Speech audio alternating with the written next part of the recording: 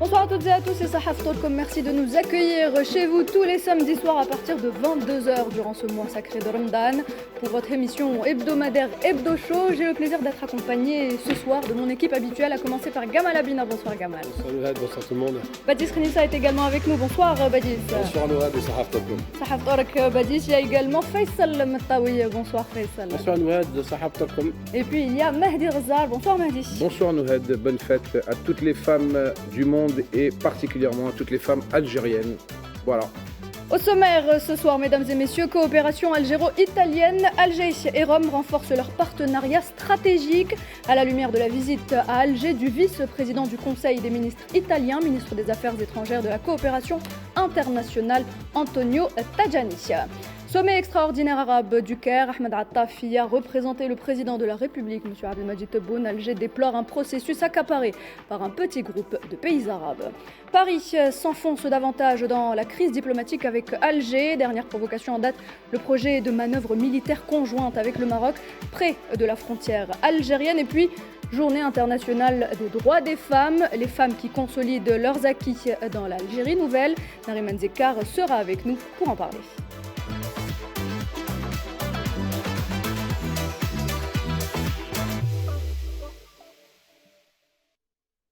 Et retour tout d'abord sur la visite à Alger du vice-président du Conseil des ministres italien, ministre des Affaires étrangères et de la coopération internationale, Antonio Tajani. Une visite qui s'est faite dans le cadre du forum d'affaires entre l'Algérie et l'Italie.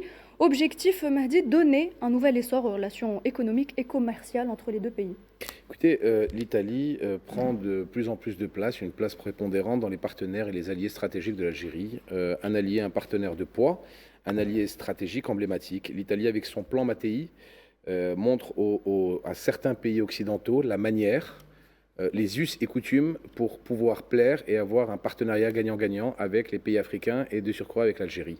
Dans tous les domaines, l'Italie, depuis ce plan Mattei, marche sur l'eau. J'ai la petite ambition de croire que l'Italie va devenir le premier partenaire de certains grands pays africains s'ils continuent sur cette lancée de respect et de respect mutuel et de réciprocité sur tous les plans, qu'ils soient culturels, politiques, économiques et social.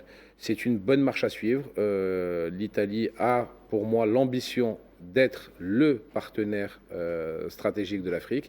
Et ce que j'aime, moi, dans cette démarche, c'est le respect qui est en train de se consolider entre deux grandes nations, qu'est l'Algérie et l'Italie. Cette visite ne fait qu'accroître la stabilité des relations bilatérales entre deux grands pays, deux grandes nations, deux nations du bassin méditerranéen. Et je pense qu'on est sur une très belle lancée pour pouvoir continuer à avancer, à consolider et à développer les projets, les différents projets qui sont entre nos deux belles nations. Pour moi, et ça n'engage que moi, l'Italie est en train de prendre la place numéro 1 en Europe d'alliés stratégiques avec l'Espagne pour l'Algérie. Voilà, ça c'est mon avis et ça n'engage encore une fois que moi. La bonne méthodologie également, c'est toujours de discuter. L'Italie n'a jamais rompu, malgré qu'on peut dire que Meloni est issu d'un gouvernement quand même de droite dure. Voilà, Giorgia Meloni est issue d'un gouvernement de droite dure, mais on voit qu'elle n'a jamais rompu la communication et les relations diplomatiques, économiques avec l'Afrique. Et je pense que ça commence vraiment à porter ses fruits. Et cette visite ne fait que accroître la confiance qui est entre nos deux grands pays. Madame Giorgia Meloni, Mahdi a défendu les pays africains contre les ingérences néocolonialistes de certains pays européens dans la France. Et Madame Giorgia Meloni, qui est présidente du Conseil italien, a visité l'Algérie en janvier 2023. Le président Abdelmadjid Tebboune a visité l'Italie. Vous avez vu comment il a été reçu comme chef d'État d'un grand pays. Et M. Antonio Tajani, qui est ministre des Affaires étrangères, est venu avec une forte délégation. Ça veut dire qu'il y a, comme le dit Mahdi, une réelle volonté du partenaire italien de renforcer la relation à tous les niveaux. Il y a la relation dans le domaine de l'énergie. Et Mahdi a cité M. Mattei, qui est Enrico Mattei, qui est le fondateur de Eni, et qui est un militant anticolonialiste. Enrico Mattei, il faut le rappeler, pour l'histoire, il a soutenu la guerre de libération nationale et la révolution comme beaucoup de militants italiens. L'Italien a été toujours aux côtés de l'Algérie l'Algérie, y compris durant les années 90, la décennie noire, où beaucoup de partenaires ou pseudo-partenaires nous ont abandonnés ou laissés de côté. L'Italie est restée avec l'Algérie, et même la compagnie italienne n'a jamais quitté l'Algérie, elle est restée malgré les menaces. Donc c'est un pays sérieux. Il y a un traité d'amitié parmi les rares que l'Algérie a avec l'Italie depuis plusieurs années. Et cette visite de M. Antonio Tajani va renforcer la relation dans le domaine de l'infrastructure, dans le domaine de l'énergie, dans le domaine du tourisme et même dans le domaine culturel, puisque le partenaire italien veut aussi inviter des étudiants algériens à avoir des bourses et étudier en Italie, parce qu'à un moment donné, il y avait un certain monopole dans ce domaine. Les étudiants algériens se dirigeaient vers un seul pays ou deux. Là, l'Italie offre aussi, parce que les universités italiennes sont aussi bien classées au niveau mondial, surtout dans les sciences humaines, etc. Et donc cette visite consolide effectivement cette volonté des deux États d'aller vers un partenariat stratégique à tous les niveaux et pour devenir aussi deux pôles en Méditerranée. Il y a bientôt une réunion du forum informel 5+5 qui regroupe les pays de la Méditerranée occidentale, qui va discuter aussi de certaines questions assez sensibles comme la question du flux migratoire et la question sécuritaire. Faisal, l'Algérie, j'ai tendance à dire que l'Algérie est un miroir. Tu la respectes, elle te respecte. Absolument. Ouais. Tu ne la respectes pas, elle te méprise. Et c'est toi le perdant. C'est vrai. Parce que l'Algérie, jusqu'à preuve du contraire, se débrouille seule, s'est toujours débrouillée seule dans la pire période de sa récente histoire, s'est débrouillée seule par rapport au terrorisme et a toujours combattu et réussi seule. Donc l'Algérie n'a besoin de personne pour continuer son avancement. Par contre, à travers son président de la République, l'effet miroir, c'est quoi? C'est tu as un discours de respect, de considération, l'Algérie te donnera le même, voire plus de considération et de respect que tu ne lui donnes. Tu veux faire le grand chef et mépriser l'Algérie, manquer de respect à l'Algérie peut devenir ton pire ennemi. On peut être le meilleur des alliés, comme on peut être le pire des ennemis. Et ça, beaucoup de grandes nations l'ont bien compris. Parce qu'ils se disent que une nation qui n'a besoin de personne n'a pas besoin d'avoir des amis. Nous avons des amis parce que nous le voulons, pas parce que nous en avons besoin. On n'a pas besoin de protection extérieure, on n'a pas besoin de financement extérieur. La souveraineté économique dont je rabâche à chaque fois l'essentiel et surtout le pouvoir de cette souveraineté économique, c'est que nous n'avons besoin de aucun organisme mondial ni de aucune partie étrangère pour pouvoir survivre ou pour pouvoir payer nos fonctionnaires ou pour pouvoir continuer à développer nos infrastructures. Nous comptons que sur nous-mêmes. Quand tu as des pays comme l'Italie qui viennent, ils viennent dans un deal win-to-win, gagnant-gagnant. Eux, ils gagnent, nous gagnons. Ils ne viennent pas juste pour eux gagner et piller nos richesses. Et quand tu rentres dans ce consensus-là, tu ne peux faire que des heureux à la fin. Voilà. À bon entendeur.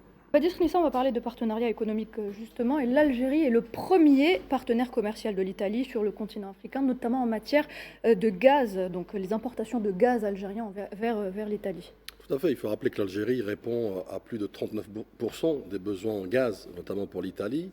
L'Algérie s'est aussi, par la voix du président de la République, engagée à augmenter sa production en matière de gaz, notamment d'exportation vers l'Italie et donc la porte de l'Europe.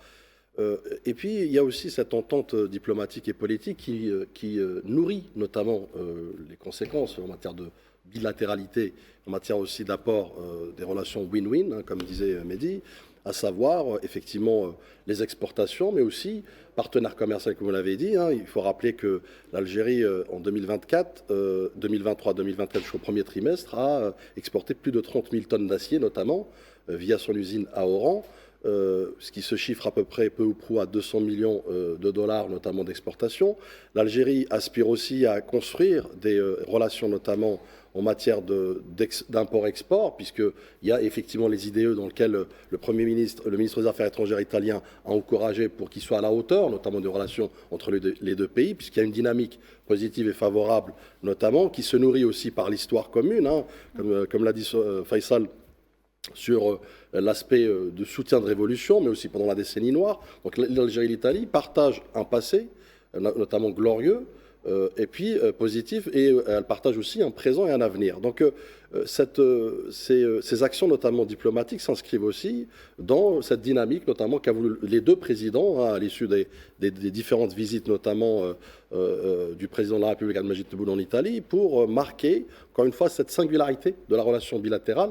Et là aussi, j'aimerais apporter un autre point. On a parlé de Meloni. Meloni, dans sa jeunesse, faut-il le rappeler, a aussi milité pour la souveraineté et l'indépendance des peuples opprimés, y compris le Sahara occidental. Donc vous voyez qu'il y a une convergence des vues, et une convergence aussi, notamment des actions en matière de collaboration, de coopération stratégique, pas que sur l'aspect sécuritaire, au vu que l'Algérie est un pays pivot, notamment en matière de garant de sécurité, ce qu'on appelle la Méditerranée Sud, dans laquelle l'Italie compte beaucoup, et ça a été d'ailleurs évoqué, pour construire un espace sécurisé, notamment vis-à-vis de l'immigration clandestine, l'insécurité. Contenir les menaces terroristes également. Tout à fait. Donc la lutte antiterroriste, effectivement, dans laquelle il y a une expertise assez importante et avérée, et sans ombre notamment de l'Algérie. Donc beaucoup de perspectives, beaucoup de, je dirais, de pistes, notamment de réflexion, mais surtout d'action.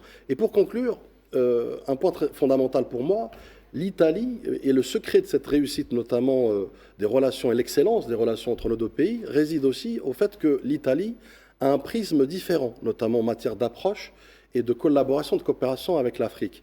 L'Italie, je dirais, c'est l'antithèse notamment de la vision néocolonialiste aujourd'hui de certains pays occidentaux, et c'est pourquoi ça lui réussit, et c'est pourquoi aujourd'hui, au même titre que l'Algérie, qui profite justement de ces dividendes, notamment de cette relation, de cette histoire commune, elle va construire un avenir certainement consolidé, renforcé notamment, et surtout vis-à-vis des exports, puisque l'Algérie, elle s'inscrit dans une vision exportatrice sous la vision du président de la République, Abdelmadjid Tebboune. Gamal Abina, un mot sur le renforcement de la position algérienne en Europe, notamment vis-à-vis de cette proximité qu'elle a avec l'Italie aujourd'hui.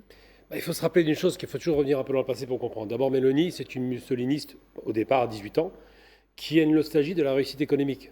Non pas du racisme qui n'existait pas à ce moment-là en Italie, puisque le fascisme italien n'était pas nécessairement raciste, mais qui est une volonté de développer le pays, quoi qu'il en coûte. Ce qui se passe, c'est que dans cette projection, quand elle arrive au pouvoir, elle arrive dans un pouvoir qui est difficile. Une Europe qui ne va pas bien, une économie en berne, des tensions avec la Russie qui arrivent par la suite. Donc tout cela qui fait qu'elle s'est dit, il faut que je sécurise l'énergie de mon pays.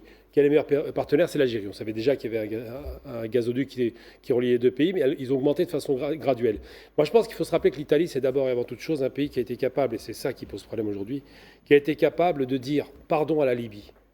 Et pour réparer ces crimes, qu'est-ce qu'ils ont fait? Ils ont dit, avant la chute de Kadhafi malheureusement, ils ont dit on va investir en Libye. Donc déjà, le transfert de compétences, de technologie n'est pas un problème pour l'Italie. C'est la deuxième puissance industrielle d'Europe, je le rappelle, devant la France et loin devant. Derrière l'Allemagne, c'est vous dire un peu la puissance extraordinaire qui est devenue l'Italie. C'est un pays qui a l'habitude du grand luxe aussi. On connaît son secteur automobile, mais pas seulement. Dans les vêtements, dans tout un tas de secteurs, et qui fait de l'industrie de façon générale. Et donc l'Italie est capable de dire pardon à un pays qui a la martyrisé, la Libye. On se souvient de l'affaire de ce qu'on appelle le lion du désert, Omar Mortar, qui va être assassiné sous Radiani, et derrière, ils comprennent qu'ils ont commis des crimes. Ça n'a pas duré aussi longtemps que la France. Et le problème, c'est qu'il y a un rapport de condescendance, et je vais mettre en miroir ces deux rapports. D'un côté, Stellantis, donc le groupe italien, va investir dans une usine à Oran, Fiat, et dans cette usine, ils font du transfert non seulement de compétences, mais ils font aussi des équipementiers, ce qu'on appelle les sous-traitants, qui permettent de pouvoir alimenter les éléments pour construire un véhicule. Donc on n'est pas dans une usine vulgaire de montage qu'on a vu de l'autre côté malheureusement de la France avec un taux d'intégration marginal de 3%. C'est-à-dire que l'Italie fait du gagnant-gagnant. Elle propose des transferts, il y a des bénéfices à réaliser et en même temps, le pays dans lequel elle va bénéficie de ces investissements et donc il y a vraiment ce qu'on appelle les IDE. Les investissements directs étrangers italiens sont très puissants et se développent. Ce qui fait que maintenant l'Italie est devenue le premier partenaire devant la France, ce qui dit beaucoup de choses. La condescendance n'existe pas. Il y a un rapport gagnant-gagnant. Il y a un rapport d'investissement de façon honnête. On n'est pas là pour piller les richesses et les ressources minières ou gazières ou pétrolières. Et on est là pour se positionner sur le durable. Parce qu'il y a la question qui se pose, c'est la durabilité. La problématique de la France, c'est qu'il n'y avait pas cette idée-là. Ils se sont dit que c'est un marché qui est acquis, qui n'a rien à craindre. On donne un petit billet comme ça, une petite corruption et on passe sur tous les marchés. Malheureusement, on voit le résultat. Ça n'a pas fonctionné. Donc aujourd'hui, on a un pays comme l'Italie qui est un partenaire très solide. L'Allemagne n'est pas loin d'ailleurs. Il faut se rappeler que l'Allemagne fait aussi transférer la technologie. Et malheureusement, dans cette Europe qui est en concurrence entre elles-mêmes, il ne faut pas oublier que c'est des concurrents, eh bien la France, c'est pour compte, elle le vit très mal. Mais elle le vit très mal parce qu'elle ne se regarde pas en face. On ne demande pas pardon, on ne répare pas. Et en plus, quand on vend des produits tout faits, mais on ne propose pas les transferts de technologie, de compétences ou de création de richesses. L'Italie, quand elle va créer cet écosystème avec Stellantis, c'est le plus grand groupe mondial, elle crée de l'emploi en plus, elle crée des compétences. elle est capable de faire ce travail-là. Donc c'est vrai qu'il faut se rappeler quand même que le rapport Italie-Algérie est un rapport sain, ce qui n'existe malheureusement pas avec le rapport de la France. La méthodologie italienne, pour moi, est la bonne méthodologie pour pouvoir développer ce consortium gagnant-gagnant entre un pays européen et un pays africain. Oublions que c'est un partenariat algéro-italien. Je parle de l'Algérie avec le plan Mattei pour l'Afrique. L'Italie ne se prend pas pour l'ancien colonisateur. L'Italie ne regarde pas de haut l'Afrique. Et c'est pour ça que ce respect mutuel arrive à faire en sorte que l'Afrique arrive à travailler de façon cordiale, respectueuse et gagnante avec un pays européen. Mais moi, je pense que ça devrait donner des idées à certains pays occidentaux qui ont encore dans leur disque dur la sorte de suprématie. Oui, suprématie de blanc. Voilà, et ils devraient sortir justement de cette fausse suprématie, justement, en se disant, peut-être qu'on va un peu imiter l'Italie, parce que je pense sincèrement que c'est la meilleure méthode à suivre pour avoir justement les effets qui sont actuellement sur le marché algérien. Je peux rebondir sur ce que tu dis, juste pour finir mon propos. Il ne faut pas oublier une chose, c'est que l'Italie, le virus colonial, il n'existait pas à ce point. Il y avait Rome qui colonisait, on le sait, mais il y avait des partenariats. Et il n'y a eu que 3 pays qui ont été touchés par la colonisation italienne. Il y a eu la Libye, ça n'a pas duré longtemps, moins de 20 ans. Il y a eu l'Éthiopie, pareil, ils ont duré 4 ans, ils se sont fait liquider. Et la Somalie. On voit le résultat. Donc aujourd'hui, l'Italie n'est pas prise par ce néocolonialisme dogmatique. Elle n'a pas cette idée-là, ce qui fait qu'effectivement, elle dépasse. Je suis tout à fait d'accord. Badis, on est loin aujourd'hui de cet isolement de l'Algérie dont parlent d'autres pays, notamment la France. Absolument, mais pour moi, c'est des inepties, parce que le factuel, il est là.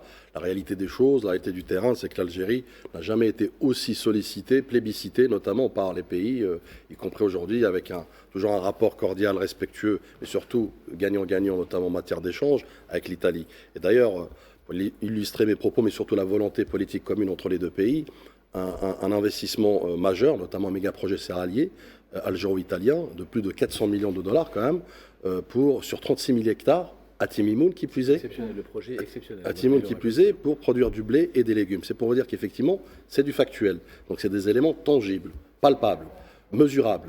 Et c'est ça, en fait, ce qui fait l'exception d'Algérie. Donc dans ces rapports de respect mutuel, notamment de réciprocité aussi, elle tend toujours à construire des relations bilatérales positives, des relations bilatérales consolidées, mais surtout pérennes. Pour qu'elles soient pérennes, il faut qu'elles soient fondées sur des fondations notamment, je dirais, d'entente politique, d'entente diplomatique, mais surtout et avant tout de respect. Et c'est pour ça que je reviens sur l'Italie, ce qui fait son exception, elle est l'antithèse du néocolonialisme vis-à-vis de l'Afrique. Et l'Algérie entend effectivement aller dans ce sens en tant que grande puissance, puisque ce n'est pas un hasard aujourd'hui que l'Algérie est sollicitée. Loin d'être isolée, bien au contraire, elle est entendue, elle est écoutée, mais surtout aussi, elle est accompagnée. En Italie, il y a une séparation très claire entre la politique intérieure et la politique extérieure. Ce n'est pas du tout le cas de notre partenaire qui avait des postures exceptionnelles par le passé, il faut le noter, la France dans le marché algérien, etc. Ces postures ne sont plus possibles. D'ailleurs, c'est Gamel, si vous lisez la presse française, notamment la presse économique ces dernières semaines, il y a beaucoup d'articles sur l'Algérie et l'Italie. Ça veut dire qu'il y a un certain agacement par rapport à ça. Ça fait des émules, effectivement. Oui, absolument.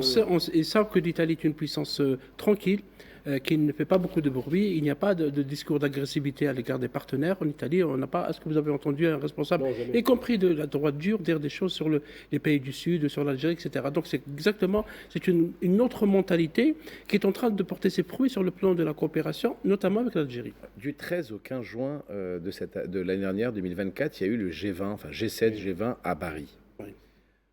Il fallait voir l'excellence des relations entre deux personnes que tout sépare, entre Giorgia Meloni et Abdelmadjid Tebboune, notre président de la République.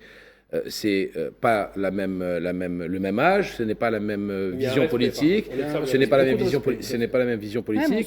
Voilà, ce n'est pas la même orientation, mais le respect profond entre ces deux personnes et l'entente respectueuse et cordiale, se crever l'écran quand on voyait les images et quand on voyait le tête-à-tête qu'ils ont eu et quand on voit tout différencie Giorgia Meloni et Abdelmadjid Tebboune entre Giorgia Meloni et d'autres présidents européens. Voilà, elle souriait, ça se voyait qu'elle souriait du fond de son cœur et qu'elle était vraiment complice et qu'elle acquiesçait tout ce que disait le président Abdelmadjid Tebboune.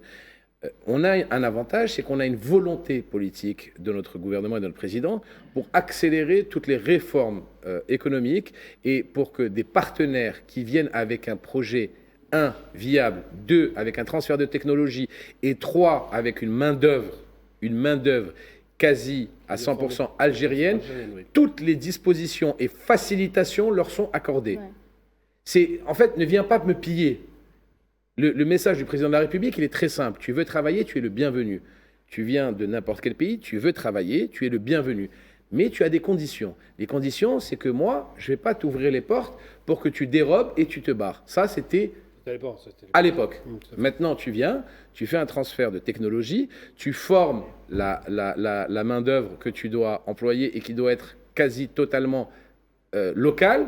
Tu construis et tu ramènes tes équipements. Et à ce moment-là, tu peux gagner de l'argent avec nous, il n'y a aucun problème. L'argent, il y en a partout. Des projets, il y en a partout. Des infrastructures, on peut les faire. Ce n'est pas un souci. Mais on doit avoir justement ce partenariat gagnant-gagnant. Tu n'es pas mieux que nous. Par contre, le président l'a dit à maintes reprises, ils ne sont pas moins bien que nous. On est de égal à égal. L'Algérie regarde les gens face à face. L'Algérie ne baissera pas la tête, ni pour de l'argent, ni par peur militaire, ni pour aucune autre raison. Donc, quand tu vas dans cette démarche, tu ne peux avoir que des résultats positifs comme ils le sont actuellement entre l'Italie et l'Algérie. En tout cas, ce qu'on retient aujourd'hui, c'est que le partenariat industriel entre l'Algérie et l'Italie garantit un taux d'intégration élevé. Messieurs, merci pour cette première séquence. On passe à la deuxième actualité à retenir cette semaine. Le président de la République, Abdelmadjid Tebboune, a présidé une réunion de travail consacrée à l'évaluation du bilan des exportations des produits algériens. Faisal. Oui, absolument, des produits hydrocarbures, parce que c'est une ligne qui est suivie par le chef de l'État depuis sa réélection, c'est consolider et renforcer les exportations de l'Algérie hors hydrocarbures. Et ces exportations ont effectivement augmenté, du moins durant les 5 dernières années, et ça c'est des rapports de la Banque mondiale qui le disent, près de presque 6 milliards de dollars. C'est pratiquement le triple du chiffre enregistré en 2017. Des produits qui maintenant sont très convoités, comme on l'a constaté. Et le président tient cette réunion, c'est la deuxième, en l'espace de 2 mois, sur cette question d'exportation, pour suivre un peu l'évolution de toutes les procédures et des processus douaniers, fiscaux, bancaires, etc., pour faciliter les démarches d'exportation, parce que souvent, certains exportateurs, par le passé, se plaignaient de certaines entraves bureaucratiques. Là, l'Algérie est en train d'aller vers des marchés lointains, comme le marché brésilien, comme les marchés asiatiques, pour des produits comme les dattes. Vous savez, nous, que les dattes algériennes, c'est les meilleures au monde, on peut le dire sans rougir. C'est le Degletnour, tout le monde le dit, tous les experts mondiaux le disent. Degletnour est maintenant en train de partir vers le Brésil, vers le Canada, vers des pays en Europe, etc. Des produits comme le ciment, il y a des produits agroalimentaires, on en a parlé dans cette émission, qui ont une très bonne qualité, malgré les barrières que l'Union européenne veut dresser devant ces produits. Ces produits peuvent partir vers d'autres marchés, comme les marchés africains. Il y a une zone de libre-échange africaine, les marchés méditerranéens, les marchés arabes. Et donc cette dynamique va renforcer effectivement cette volonté de sortir, si vous voulez, de la domination des hydrocarbures sur les exportations algériennes. Actuellement, le taux est presque de 89%. Ça veut dire que vraiment, on est très loin des 99% qui étaient donc de ces exportations il y a de cela 10 ans en Algérie. L'avantage aussi, moi qui navigue entre les deux continents, quand vous allez dans des supermarchés européens, et en l'occurrence français, le nombre de produits algériens qui sont dans les étals, c'est juste impressionnant. Alors, on va pas reciter encore une fois, pour la 1000e fois, la pâte à tartiner Morgène, parce que ça a fait son buzz pendant un certain temps. Mais moi, par exemple, quand je suis parti la dernière fois dans le rayon cosmétique, j'ai trouvé toute la panoplie des produits Vénus. C'est impressionnant. Mais vraiment, quand je te dis toute la panoplie, il n'y avait pas qu'un shampoing. Hein. Il y avait vraiment toute la panoplie. C'est-à-dire du truc qui se lave les mains. Je ne sais pas comment tu appelles ça. Là, non, pour les mains, même le savon liquide, le gel douche, les shampoings. Il y avait une multitude de shampoings. Tu vas dans l'agriculture, eh ben, on exporte énormément des produits agricoles vers l'Europe. Les melons, quand on l'a vu avec il y a même un célèbre TikToker qui te fait des pubs de dingue, voilà, sur les melons algériens, sur la pastèque algérienne, sur les fruits algériens, sur les légumes algériens, qui te dit voilà, ça c'est du véritable bio, ça c'est du frais, ça c'est vraiment des vrais produits, ils sont pas bourrés d'OGM, ils sont pas ils ont du goût. Ils ont du goût, ouais, il le dit à chaque fois, ils ont du goût. Quand vous allez manger, vous n'allez pas manger du carton, voilà ce que c'est des vrais produits. Et tu as une multitude de produits où tu as une étiquette avec le drapeau de l'Algérie. Alors, pour moi, un Algérien résident à l'étranger, quand tu vois Made in Algeria, je peux te dire que la fierté, elle est au summum. Hein. Il faut savoir le dire. Et ça, on est dans tous les domaines comme ça. J'ai vu aussi des briquets qui s'exportaient à partir d'Algérie. Bon, c'est vrai que le gaz, vu le prix du gaz, bah, c'est intelligent de l'avoir fait. Mais des briquets pour les personnes qui sont fumeurs, mais des briquets dans les bureaux de tabac en France avec Made in Algérie. Enfin, c'est juste génial. C'est juste génial. C'est exceptionnel comme Brièvement, Mahdi, pour aller dans votre sens, j'ai vu une vidéo sur les réseaux sociaux d'Algériens et de non-Algériens, des musulmans qui vivent en Grande-Bretagne, comment ils sont venus dans un supermarché demander les produits algériens. Tous, ils demandaient, ils savaient les marques, ils savaient les produits à demander, Oui, en fait, etc. c'est un effet de mode maintenant. Badis Khnissa, justement, est-ce que le Made in Algeria séduit aujourd'hui, notamment grâce aux réseaux sociaux peut-être? Plus que séduire, c'est que moi je vais vous raconter une anecdote personnelle. Il n'y a pas une semaine où je ne reviens pas chez moi avec notamment des produits à la demande de mes enfants. Et d'ailleurs, il faut voir aussi derrière l'engouement, puisque ces produits sont partagés Avec les au amis, collège, au lycée, avec les élèves. Je vais aller dans ton sens. Toi et moi, on voyage assez quotidiennement maintenant ensemble. Je vais aller dans ton sens. Il y a 20 ans de ça, on se fait un flashback tous autour de la table. Il y a 20 ans de ça. Les valises, quand on les ramenait d'Europe, elles étaient remplies de produits européens. Oui. C'est C'est vrai ou c'est pas vrai? l'inverse. On est tous d'accord. Maintenant, quand on monte, elles sont remplies de produits algériens pour l'Europe. Mais c'est un truc de fou, ce changement-là. Et après, je vais le répéter parce que ça va pas faire plaisir à une petite minorité de personnes. Mais il a fallu une volonté politique pour le faire. Bien sûr, c'est pas fait ça. Mais il a fallu cette volonté. Il fallait avoir le courage de dire on arrête les importations. Et on peut créer nous-mêmes. Il fallait avoir le courage de dire attendez, on ne va pas continuer à commander des ketchup et des mayonnaises alors qu'on peut le faire ici. On ne va pas continuer à importer des chewing-gums alors qu'on peut les faire ici. On ne va pas continuer à importer des pâtes alors qu'on peut les faire ici. On ne va pas continuer à importer du blé alors qu'on peut le produire. Il fallait une volonté politique, tout ça. Il fallait affronter la grogne. Il fallait affronter la grogne que ça aurait pu. Ou des exportateurs qui auraient pu faire je ne sais pas quoi. Eh ben non, il fallait une volonté politique, il fallait un courage politique que le président de la République a eu, d'accord, en disant nous sommes capables, nous autres Algériennes et Algériens, de produire localement chez nous, et quand nous aurons une sécurité alimentaire chez nous, à ce moment-là, nous penserons à l'exportation. Mais arrêtons de nous faire prendre pour des pigeons, où, je vous le rappelle, que la surfacturation a coûté plus de 600 milliards de dollars en 7 ans. D'accord? Parce que le produit qui coûtait 1 euro était revendu en surfacturation 2 ou 3 euros et que les 2 ou 3 euros étaient distribués ou à Dubaï ou dans les capitales occidentales. Tout ça maintenant, c'est fini.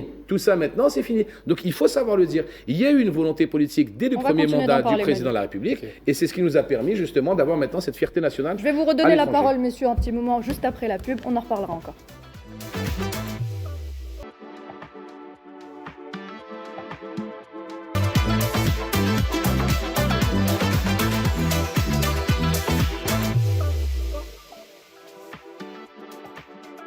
Vous regardez Hebdo Show, bienvenue à vous. Si vous venez de nous rejoindre, nous étions en train de parler de l'exportation de nos produits donc algériens. Je vous redonne la parole à vous.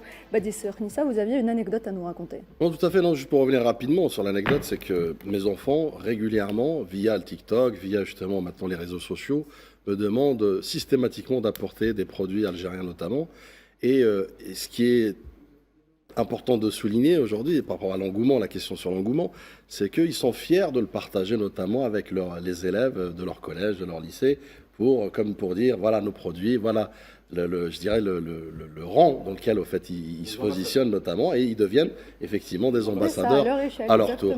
Et d'ailleurs, je reviens un peu sur, au lendemain de l'élection du président de la République, Abdelmajid Tebboune, il a apporté au vocable diplomatique notamment la diplomatie économique, qui est très importante.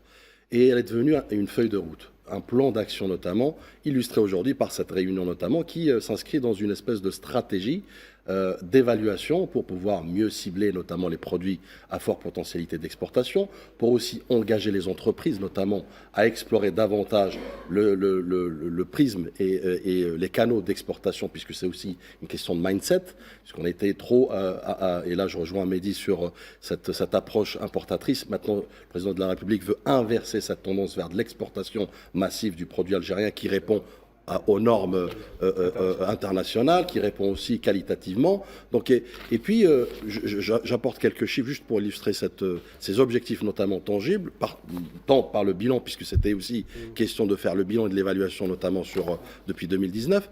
Figurez-vous que 2019, à l'élection du président de la République, avant même l'élection du président de la République, c'était 1,5 milliard d'exportations hors hydrocarbures, j'entends. 2023, c'est 5,6 milliards, plus 270% de progression. En un mandat. En un mandat, effectivement. Et j'ajoute à cela, avec un objectif de 29 milliards, notamment à l'horizon 2030, en matière d'exportateurs, on avait quasiment 200 exportateurs. Je vous évite les détails par rapport aux surfacturations et autres avec des anciennes méthodes révolues. Aujourd'hui, on est à plus de 2000 exportateurs francs, c'est-à-dire qui existent, qui sont effectifs et qui font de l'exportation. En matière de produits algériens, par exemple, on a plus de 120 pays dans lesquels on trouve les produits algériens. C'est très important de le dire. Au-delà de l'Afrique, c'est-à-dire que c'est la profondeur africaine, effectivement, où là, il y a besoin aussi, où le président l'a rappelé, via la ZLECA, la zone de libre-échange africaine, dans laquelle on a besoin d'upgrader.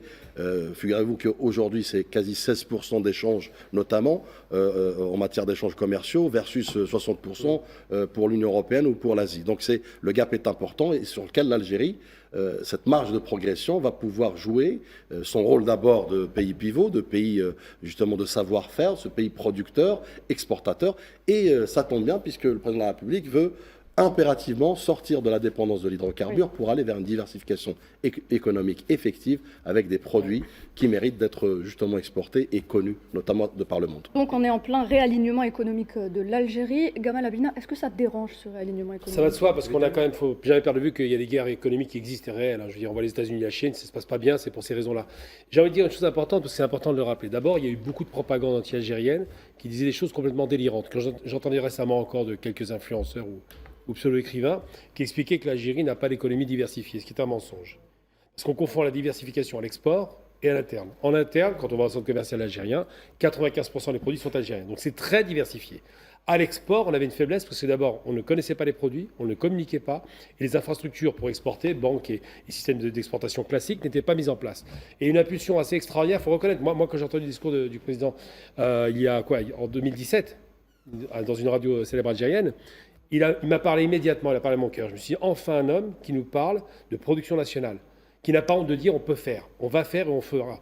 Et c'est vraiment extraordinaire parce qu'en moins de 5 ans, on peut le dire, on est passé du traditionnel 98-99% d'exportation, 100% hydrocarbures, avec 1% hors hydrocarbures, et souvent c'était les produits dérivés, à du quasiment, on est à, je crois, les 89% maintenant, hydrocarbures, et ça fait que reculer. Objectif, effectivement, c'est 29 ou 30 milliards d'ici 2030. Mais la progression est tellement incroyable que les gens ne s'en rendent pas compte. Et aujourd'hui, on est arrivé au seuil où on vend des produits à l'extérieur, effectivement, ça s'exporte, grâce au support du numérique. Les gens en parlent, l'effet Morjane est un effet vraiment extraordinaire pour ça. Et on se rend bien compte que les produits algériens ne sont pas ridicules. Je prends la question d'Iris, par exemple, le producteur de pneus. Ils vont aux États-Unis des pneus, mais Iris sait tout faire. Il fait les écrans, il fait les téléphones. Ouais. J'ai été séduit par ça. On a des grands groupes comme Condor qui ont des normes internationales et qui sont extrêmement compétitifs. Et ces produits-là ne peuvent que marcher. Pourquoi? Parce qu'en termes d'avantages comparatifs, on a une jeunesse bien formée, pas chère au niveau de l'emploi. On a une énergie abondante. Une fabrication qui ne coûte rien puisqu'on fait de la plasturgie, on fait tous les éléments d'équipement de base. Et comme les États-Unis, tout ce qui concerne ce qu'on appelle les semi-conducteurs sont faits en Asie. Mais ça, c'est un classique. Mais le produit fini est algérien et s'exporte. Donc aujourd'hui, il faut croire en nos capacités parce que les hommes d'affaires algériens savent travailler, les industriels sont au rendez-vous. Mais surtout, de jamais oublier une chose, c'est qu'en moins de 10 ans, on est passé quasiment de rien à tout. Et ça, c'est quelque chose que les gens doivent comprendre. Il faut du temps pour que tout le monde l'intègre, mais le phénomène El Morjane a dit des choses. Le produit algérien n'est pas ridicule aujourd'hui, on en est fiers, et je suis heureux, et tu l'as dit tout à l'heure, très justement. À l'époque, on voyait des gens avec des voitures entières, avec ces fameux sacs Tati ignobles, venir inonder le marché algérien de produits européens. Aujourd'hui, c'est dans l'autre sens que ça se passe, et on a du mal à les trouver, ces produits algériens. Oui. C'est vous dire un peu le niveau de qualité, de saut qualitatif, et surtout l'économie algérienne qui se diversifie à l'export, va démontrer qu'elle était déjà diversifiée à l'interne et que ça va fonctionner à l'extérieur. En tout cas, cette économie, elle va continuer à se diversifier. Messieurs, on passe à présent au sommet extraordinaire arabe qui s'est tenu donc au Caire, un sommet organisé donc pour examiner le développement de la question palestinienne après 15 mois de génocide et auquel a participé le ministre d'État, ministre des Affaires étrangères de la communauté nationale à l'étranger des Affaires africaines, Ahmed Attaf. Je vous propose de l'écouter. واجه الشعب الفلسطيني Le peuple palestinien a fait face à toutes sortes de défis, a enduré les souffrances les plus dures et les plus cruelles, et a fait des sacrifices innombrables et indescriptibles, mais ce qui se dresse sur son chemin aujourd'hui est bien plus grave et plus dangereux. Le danger d'aujourd'hui est la dispersion d'un peuple après la tentative de l'exterminer, le déplacement d'un peuple après confiscation de sa terre et l'anéantissement d'un projet national en le privant de ses porteurs. En d'autres termes plus clairs, le danger aujourd'hui est celui d'effacer un peuple de l'histoire, en l'occurrence le peuple palestinien, et d'empêcher un État d'accéder à l'espace géopolitique contemporain, à savoir l'État palestinien. فإن الجزائر تضم صوتها اليوم لأصوات أشقائها العرب. L'Algérie s'associe aujourd'hui aux voix de ses frères arabes pour réaffirmer son rejet catégorique des plans visant le déplacement des Palestiniens de leurs terres, dénoncer des tentatives désespérées de séparer Gaza du reste des territoires palestiniens et condamner toutes les manœuvres incessantes visant à annexer la Cisjordanie et à la détacher de son giron palestinien authentique. L'Algérie insiste sur la nécessité de préserver et de respecter l'indépendance de la décision palestinienne, notamment face aux velléités récentes visant à marginaliser la voix palestinienne et à l'exclure des démarches post-agression contre Gaza. Toutes ces démarches doivent renforcer et non affaiblir les fondements de notre cause et clarifier et non brouiller ses contours sur la voie de l'établissement d'un État palestinien indépendant et souverain.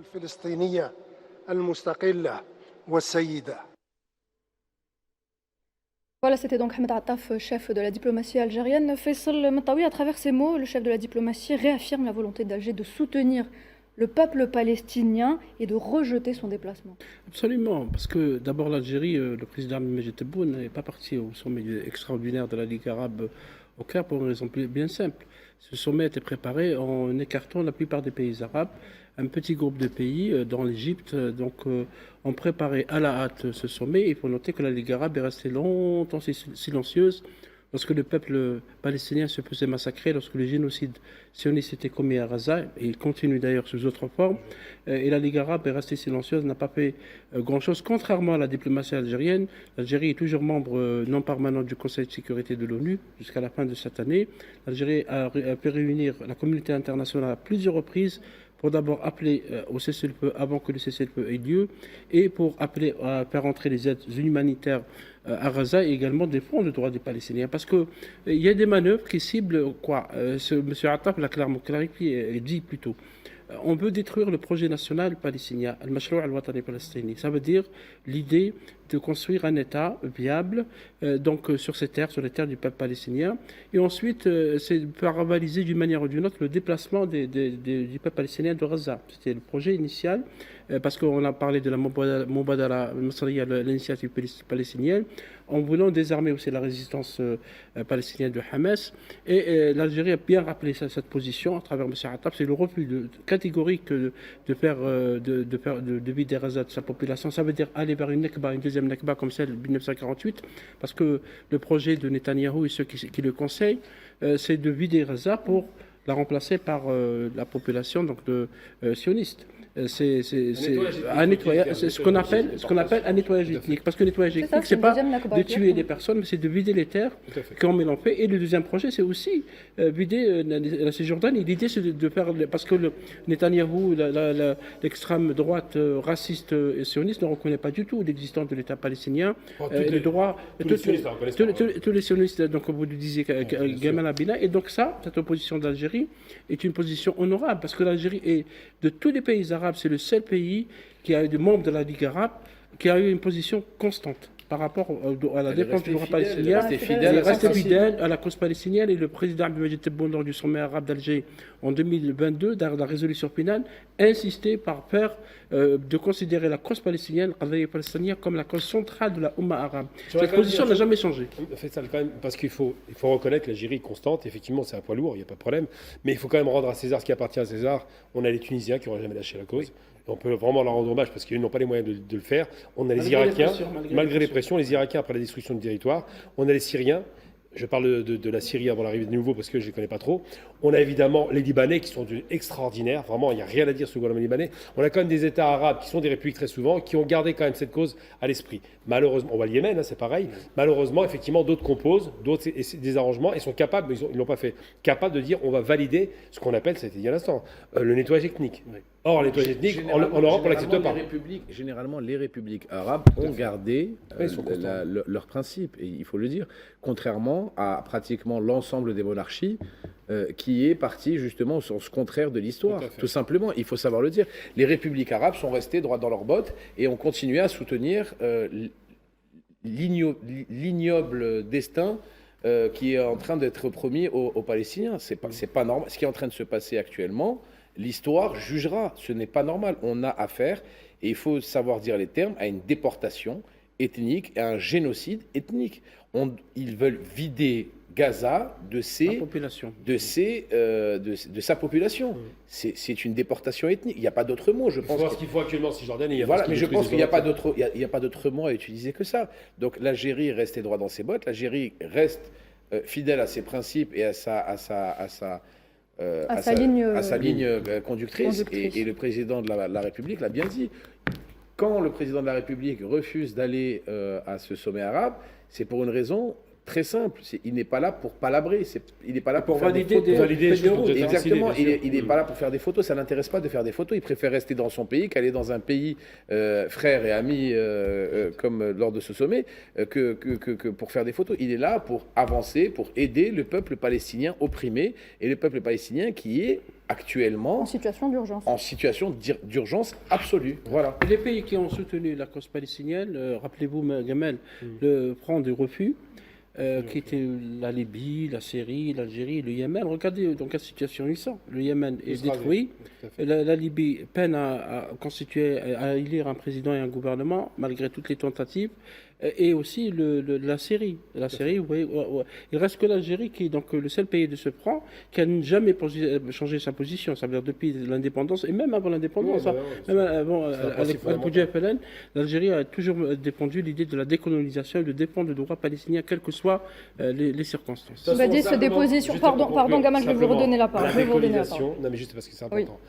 C'est une chose qui n'est pas négociable. Un colon est un criminel et un voleur, il faut le dire. Très bien, merci. C'est noté. Gamal Abina, c'est clair.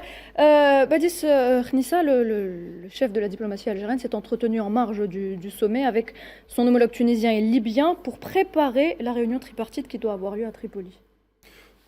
Vous parlez de quoi Ahmed Attaf. En marge du sommet arabe. Très bien, non, parce que je voulais rebondir aussi, moi aussi, sur la question du sommet arabe et de la cause palestinienne. Non, tout simplement pour dire que la cause palestinienne est une affaire de tous.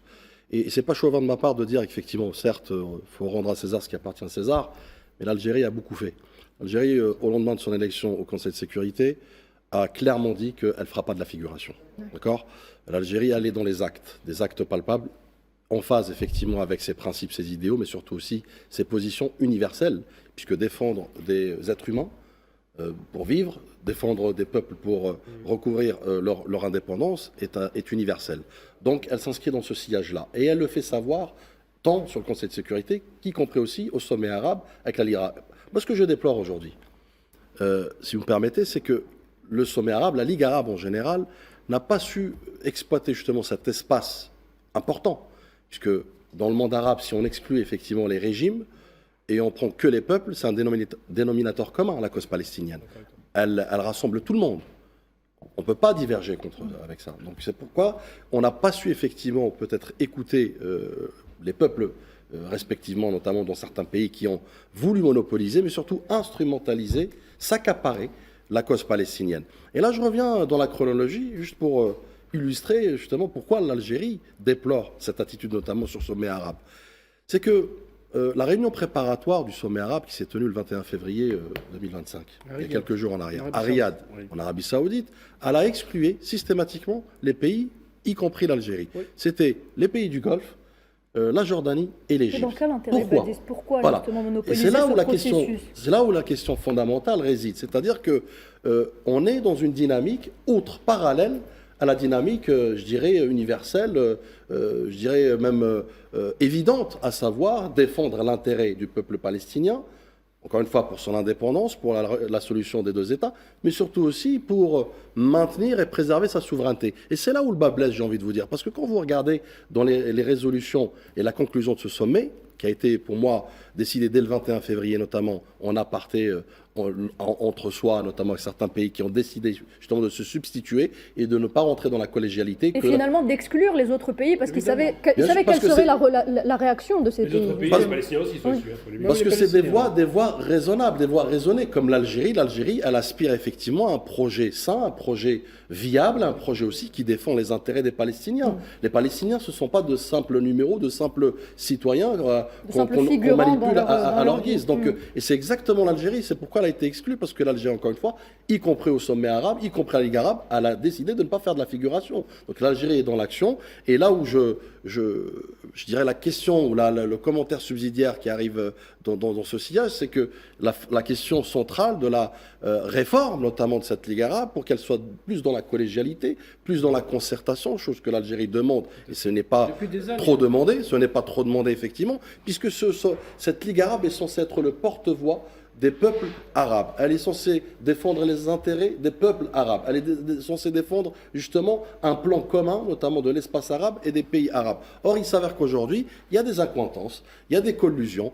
malheureusement qu'on déplore, effectivement, qui sont monopolisées par certains pays qui décident le chaud et le froid, notamment, y compris aujourd'hui sur la question centrale, pour moi, et la cause juste, notamment pour l'Algérie, qui est celle de la Palestine. Donc, il est important, au-delà de la déportation, au-delà de ce plan justement de la Riviera, je dirais de la Méditerranée, il est question aujourd'hui d'écouter et de préserver la souveraineté du peuple. Je reviens sur les résolutions, notamment les conclusions. Il est question aussi d'exclure certains qui ont été élus, notamment comme le Hamas, des partis politiques qui ont été élus par le peuple palestinien. Donc, de quel droit nous pouvons nous substituer à une volonté populaire, à une volonté politique notamment d'un pays, pour dire tel ou tel peut gouverner et tel ou tel ne peut pas gouverner. Certains parlent au nom du peuple palestinien sans leur donner la parole. Et c'est pour ça que l'Algérie a défendu l'indépendance de la décision palestinienne. C'est aux Palestiniens de décider de leur sort, notamment en respect bien sûr du droit international que l'Algérie a toujours défendu, la solution des deux États notamment, etc. Mais et certains aussi ont fait en sorte que comme s'il ne s'est rien passé au hasard. Il y a eu 46 000 morts, 18 000 femmes, plus de 12 000 enfants, c'est du jamais vu dans l'histoire. Les disparus, 80% de destruction. Le Premier ministre sioniste Netanyahou est poursuivi par la Cour pénale internationale et son ministre de la Défense. Donc certains, à travers ce sommet, on a cherché à faire oublier tout ça et on passe à autre chose. Alors Faisal aussi, il y a un autre point très important qui peut expliquer, en tout cas aujourd'hui, ce qu'on est en train de vivre à travers ce sommet arabe un peu folklorique, je me permets de le dire, c'est qu'il y a aussi cette question de la reconstruction de Gaza. Oui. On parle de peu ou prou 53 milliards de dollars. C'est une affaire économique aussi. C'est des marchés juteux. Absolument. Je ne sais pas si ça marche. Ferme la parenthèse. Les entreprises vont gagner. Par contre, ceux qui financent, c'est les Arabes. En tout cas, un porte-parole égyptien, notamment entrepreneur, qui a déjà pris le projet à bras-le-corps. Alors Faisal Metaoui, je vais vous poser la question que j'avais posée à Badis tout à l'heure et à laquelle il n'a pas répondu. Donc on va parler un petit peu de cette réunion de Ahmed Attaf avec ses homologues maghrébins, à savoir son homologue tunisien et libyen. C'était pour préparer une réunion tripartite qui doit avoir lieu à Tripoli. Absolument, c'est une réunion importante parce que l'Algérie se concerte avec ses voisins maghrébins, la Tunisie, la Libye, mais également la Mauritanie. Parce qu'avant cette réunion tripartite Tunisie, Libye, Algérie, M. Ahmed Attaf a reçu son homologue mauritanien au Caire pour préparer effectivement une prochaine réunion qui aura lieu à Tripoli. Ça a été déjà annoncé, probablement après le Ramadan, pour un peu parler de tous les problèmes qui se posent à la zone Maghreb. L'Algérie n'est pas le pays qui perturbe l'union du Maghreb arabe par le passé ou qu'elle crée des problèmes. Ce n'est pas un État agressif, c'est un pays qui se concerte avec ses voisins pour aborder notamment la volonté de trouver ou d'aider les frères libyens à trouver des solutions politiques à la crise politique qui existe. L'Algérie a toujours plaidé pour des élections générales dans ce pays pour mettre fin à cette crise, mais également des problèmes comme ceux de l'armement qui coule dans la région, de la lutte contre le terrorisme, la lutte contre la migration clandestine. Cela se fera donc dans un cadre concerté, un cadre maghrébin. Très bien. Juste, je Oui. rebondis, puisque je n'ai pas répondu tout Comme à ça, l'heure vous rapidement. répondez.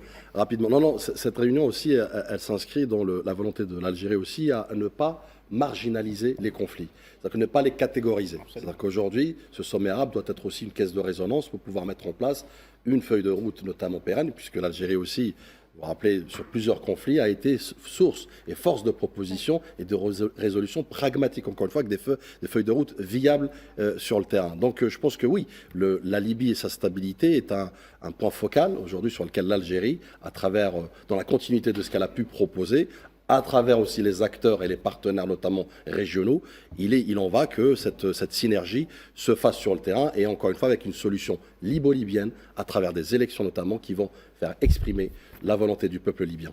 Merci, C'est Badis. pas un hasard que la Ligue arabe soit convoquée. Hein.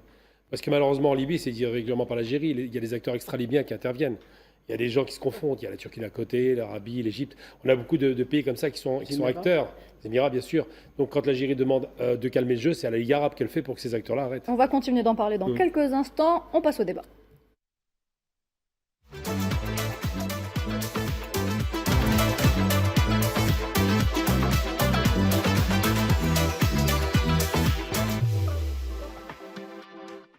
Et on continue, mesdames et messieurs, à parler donc des États qui menacent la stabilité du Maghreb, avec notamment ce projet de manœuvre militaire conjointe donc, que Paris annonce avec le Maroc, près de la frontière algérienne. C'est un sujet réalisé par Naila Hamouda. Énième provocation étrangère vis-à-vis de l'Algérie. Cette fois-ci, le Maroc et la France s'y mettent à deux et s'engagent sur un terrain glissant qui menace la stabilité régionale. Alger hausse le temps face au projet d'exercice militaire dit Chergui 2025 que Paris et Rabat comptent organiser en septembre prochain dans la région de Rachidia, à quelques encablures seulement des frontières ouest algériennes. Dans un communiqué officiel, le ministère algérien des Affaires étrangères qualifie ces manœuvres de provocatrices et met en garde contre une escalade des tensions. C'est dans ce contexte d'escalade contre l'Algérie que le secrétaire général du ministère des Affaires étrangères algérien, Lounès Magraman, a reçu hier l'ambassadeur de France en Algérie, Stéphane Romaté. Le diplomate algérien a fait part aux représentants français de la position ferme d'Alger, en précisant que cet exercice est appréhendé par la partie algérienne comme un acte de provocation à l'égard de l'Algérie. Magraman ajoute qu'un tel acte ne manquera pas d'alimenter la crise qui caractérise à présent les relations algéro-françaises et de porter le climat des tensions entre les deux pays à un seuil supérieur de gravité. La diplomatie algérienne insiste sur la nécessité de clarification officielle de la part de la France, tout en réaffirmant la vigilance d'Alger face à toute atteinte à sa souveraineté. Selon Alger, ces manœuvres s'inscrivent dans un contexte de relations tendues avec Paris et Rabat. L'Algérie considère ce déploiement militaire à proximité de son territoire comme une menace pour sa sécurité nationale et un signal hostile. Alors que le Maroc s'est depuis longtemps engagé sur le chemin de la déstabilisation régionale via la promotion de l'expansion territoriale et les alliances avec l'entité sioniste, la France semble se perdre dans ses petits calculs d'hégémonie perdue sur la région sahélienne. Marquée par des tensions alimentées depuis des semaines par des officiels et des gazettes parisiennes, les relations entre Alger et Paris restent tendues. Au moment où toutes les tentatives d'intimidation de la France à l'égard de l'Algérie échouent, la malveillance française semble atteindre une nouvelle dimension au péril de la pérennité des relations bilatérales. Un sujet donc réalisé par Naila Hamouda. Faisal Matawi, un commentaire sur cette énième provocation française. Ce que disait Naila Hamouda a raison, parce qu'elle a repris le communiqué du ministère des Affaires étrangères, M. Lounès Magraman, qui est secrétaire général du ministère, a convoqué Stéphane Romaté, qui est ambassadeur de France à Alger, pour lui rappeler, il a utilisé donc la voie diplomatique. Parce que quand on fait des manœuvres militaires, je pense que c'est prévu pour octobre 2022, dans la région de Rachidia, c'est pas très loin, je pense à 70 km des frontières algériennes, cela ressemble à un acte d'hostilité. D'autant plus que... Le nom qu'ils ont donné au... Oui, Chergui, c'est la province, je pense, la province du Maroc oriental.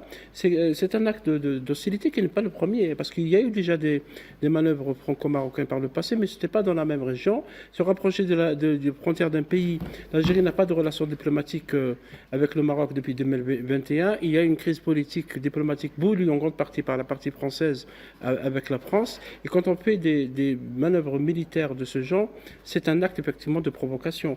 L'Algérie a raison de protester, d'autant plus que le Maroc a demandé à l'entité sioniste aussi d'installer une base de fabrication de drones non loin aussi des frontières algériennes.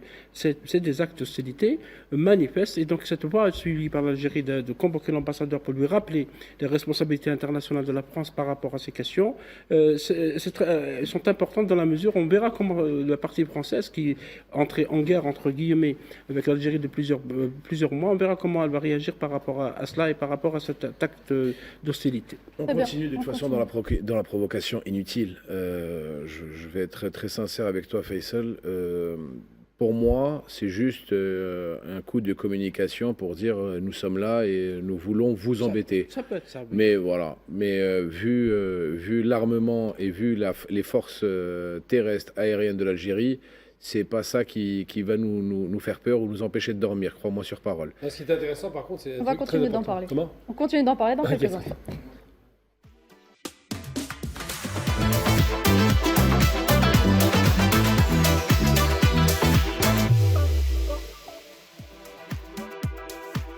Hebdo Show continue sur Al 24 News. Merci à vous si vous venez de nous rejoindre. Bienvenue donc. Badis, non pas Badis, on a déjà parlé avec Badis tout à l'heure. Je me tourne vers vous.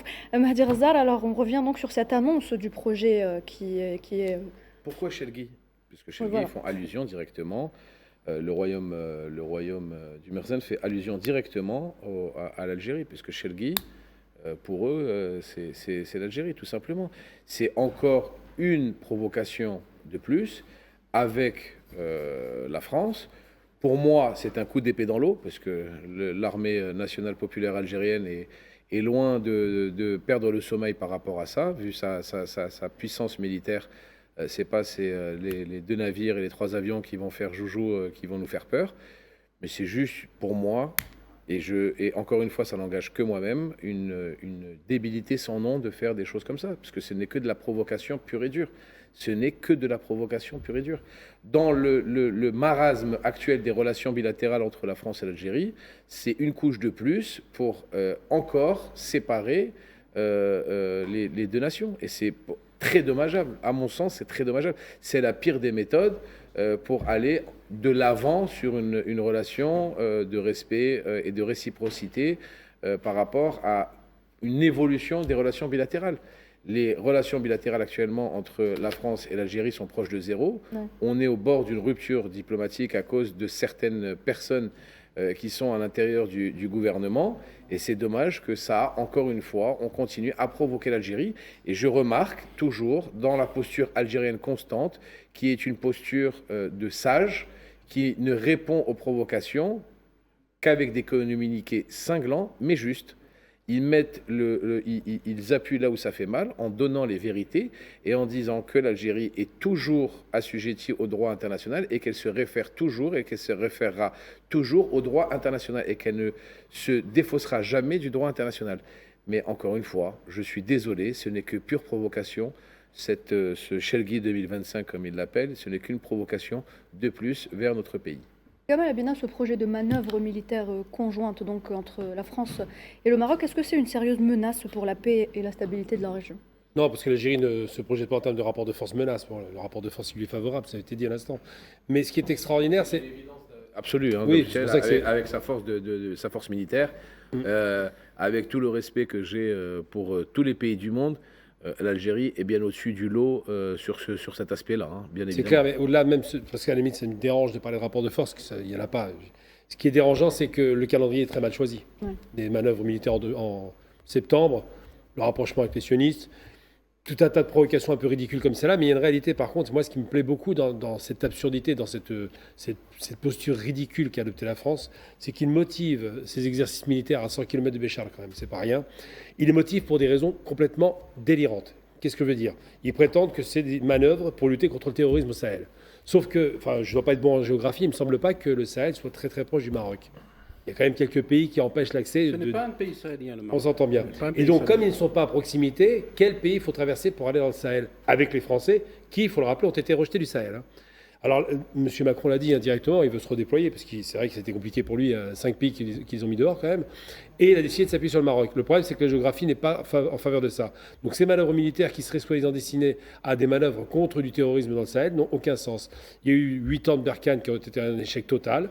Donc disqualification de la France. Et elle voudrait passer par un pays comme le Maroc pour accélérer cela. Moi, je pense que c'est surtout une provocation grossière. Peut-être voulu par le ministre des Armées, je ne sais pas ce qu'il en est. Je ne connais pas les termes du débat, c'est quand même la deuxième opération militaire, il me semble, depuis 2022. C'est ça. Juste l'appellation Gamal, ça commence mal. Oui, cher, c'est problématique. Juste l'appellation, ça veut dire Orient, donc déjà il y a un problème. Juste l'appellation, déjà, tu vois la provocation juste avec l'appellation du Alors projet. que les précédentes manœuvres, juste pour conclure mon propos, les précédentes manœuvres, c'était les manœuvres du Lion. Donc on était dans un truc un peu neutre quand même. Là, quand même, Charles, c'est quand même, on sait ce que ça veut dire pour nous. Donc c'est vrai que si nous, on faisait des manœuvres militaires qu'on aimait, par exemple, Marley, pour provoquer au maximum, à 100 km d'une ville importante, ce serait mal vécu. Donc j'ai envie de dire qu'au-delà de tout cela, il faut d'abord réfléchir à une chose. Il y a des intérêts en France, il y a des castes, il y a des groupes. Hein. Il y a un groupe militaire qui est très puissant, qui a été démis de ses fonctions il y a longtemps, en 2017. On se rappelle de l'affaire de Villiers qui a dû démissionner parce que le budget était en berne. Aujourd'hui, Macron a décidé de voter un budget de 400 milliards. Orienté vers la Russie, semble-t-il, mais ils ont besoin quand même de justifier ces dépenses. Donc, effectivement, ces exercices vont dans le sens d'une tension maîtrisée, mais une tension voulue. Et ça, on se pose des questions sur le timing de Absolument, c'est un projet. timing. Effectivement, il y a beaucoup de questions dans la mesure où il y a une crise, comme l'a expliqué Mahdi, avec Paris, et il n'y a pas de relation avec le Maroc. Le ministre des Armées français a déjà attaqué l'Algérie, parce qu'il fait partie de la galaxie anti-algérienne, qui attaque donc l'Algérie, qui a attaqué et qui continue d'attaquer dans une campagne de haine sans précédent contre l'Algérie ces derniers temps. Il fait partie donc de cela et il a, lui, effectivement plaidé dans ce sens de manœuvres. Peut-être c'est des manœuvres, des mini-manœuvres, mais il faut noter qu'il y a un agacement du côté de Paris. Pourquoi? Pour plusieurs raisons. Je me rappelle quand il y avait des manœuvres militaires algéro-russes en Russie. La Russie est un partenaire stratégique de l'Algérie depuis l'indépendance de l'Algérie. Même avant l'indépendance, on a des manœuvres militaires, il y a des formations. Il y a une coopération stratégique avec la Russie depuis très longtemps, avec la Chine, avec l'Inde, avec d'autres pays. Oui, avec les États-Unis. Je reviens. Quand il y a eu des manœuvres, il y a eu beaucoup d'articles dans la presse française pour se dire pourquoi ces manœuvres. Parce que l'objectif des manœuvres, à l'époque, c'était la lutte contre le terrorisme. Et l'Algérie n'a pas de leçon à recevoir en matière de lutte contre le terrorisme. C'est même cité comme un exemple, y compris par le partenaire américain. Il y a un agacement par rapport à ça. Il y a un agacement aussi parce que vous aurez noté que le commandant de l'Africom est venu en Algérie juste après l'investiture du président Trump aux États-Unis. Et il y a eu aussi un entretien entre les chefs de l'armée nationale populaire, le général Shangri-Ha, avec aussi son homologue américain. Il y a eu donc il y a une coopération militaire avec les États-Unis qui se développe, une coopération militaire qui se développe aussi avec des pays africains, des pays arabes, etc. Ça aussi, ça reste en travers de la gorge de ceux qui j'allais dire qui pleurent pour le paradis perdu, le paradis qu'ils considèrent comme perdu pour eux. Et donc ça rentre dans ce cadre, c'est effectivement, comme disait Mahdi, juste pour nous faire de la provocation et pour essayer de faire titiller. Provocation pure et simple, qui à mon avis est inutile, parce que ça ne servira à rien, sauf peut-être à rassurer ceux qui pensent que l'Algérie pourrait changer d'avis un jour. On va dire que c'est une provocation de plus après donc l'annonce par la France de la reconnaissance de la marocanité du Sahara occidental. Provocation de trop, je dirais. Et d'ailleurs, c'est loin d'être un comportement d'un État dit standard, d'un État respectueux, puisque l'attitude aujourd'hui de la France, de Paris, est on va dire en déphasage par rapport à cette gestion de crise. D'ailleurs, une gestion de crise de la part de la France, de véritables montagnes russes, sans jeu de mots. D'où vous avez un pas en avant, 10 pas en arrière. Moi, je pense que cette provocation, au-delà de la provocation, au-delà de la symbolique, bien évidemment, puisque c'est très dangereux comme provocation, notamment des opérations militaires aux frontières de l'Algérie, avec des prétextes fallacieux, notamment sur la lutte antiterroriste. Et moi, je le verrais plus comme un moyen, justement, d'instrumentaliser, d'exploiter le Maroc. Et encore une fois, c'est un mauvais choix comme levier ou cheval de Troie pour réintégrer la France dans l'Afrique. Encore une fois, ils ont misé sur le mauvais cheval. Et puis, c'est pas de cette méthode-là qu'on peut adhérer les pays africains qui sont dans une tangente d'affranchissement, d'épanouissement, je dirais même de développement massif. Donc, c'est vraiment une mauvaise équation, je dirais des mauvais calculs. Maintenant, pour revenir effectivement, n'oublions pas que c'est dans la continuité de la déclaration du président du Sénat il y a quelques jours, dans les territoires occupés, notamment à Lyon, où il avait évoqué celle de la marocanité Et de du Rachida Dati, ministre de la Culture française. Absolument, absolument. Donc, un membre de gouvernement, pour la première fois, un président du Sénat, et qui, je lis en filigrane ses propos, il évoque la République française et non pas la personne. Donc c'est là où il y a une dérive quand même assez importante et très inquiétante et très dangereuse. Et ce qui me fait poser la question suivante, le système de gouvernance français aujourd'hui, on a l'impression que c'est un système polycéphale, je dirais même bicéphale, à minima. À savoir, vous avez un président, effectivement, qui essaye d'apaiser, d'apporter au fait un langage et un discours positif pour pouvoir mesurer d'abord et avancer surtout, et mesurer les relations avec l'Algérie. Et calmer les choses, calmer les tensions entre les deux pays. Absolument. Et vous avez après derrière un autre système qu'on appellera X, d'accord, des lobbies, peu importe, des sionistes, le Marzen aussi qui a beaucoup joué et beaucoup pesé de son poids dans cette équation, qui essaye, encore une fois, posons-nous la question, à qui profite la rupture entre les deux pays. Et c'est pourquoi on est dans une stratégie méthodique aujourd'hui qui tend vers la rupture et vers le point de non-retour entre les deux pays. C'est ça qui est fondamental aujourd'hui, c'est ça la vraie question. Justement, pardon Mahdi, avant de vous redonner la parole, je vous propose d'écouter Yann Brossa, sénateur de Paris, que nous avons contacté un peu plus tôt dans la journée. Il revient justement sur ce discours de l'extrême droite. Les Français n'adhèrent pas à ce discours de l'extrême droite qui s'empare aujourd'hui du discours officiel de la France. On l'écoute et on en reparle juste après. Il est bien évident en tout cas que pour l'extrême droite, une partie de la droite, tout ça sert effectivement de rente électorale. Bon. Mais moi, ma conviction profonde, c'est que les Français, eux, dans leur majorité, n'adhèrent pas à cette vision des choses. Vous savez, moi je suis élu d'un territoire, élu du 18e arrondissement de Paris, c'est Barbès, c'est la Goutte d'Or.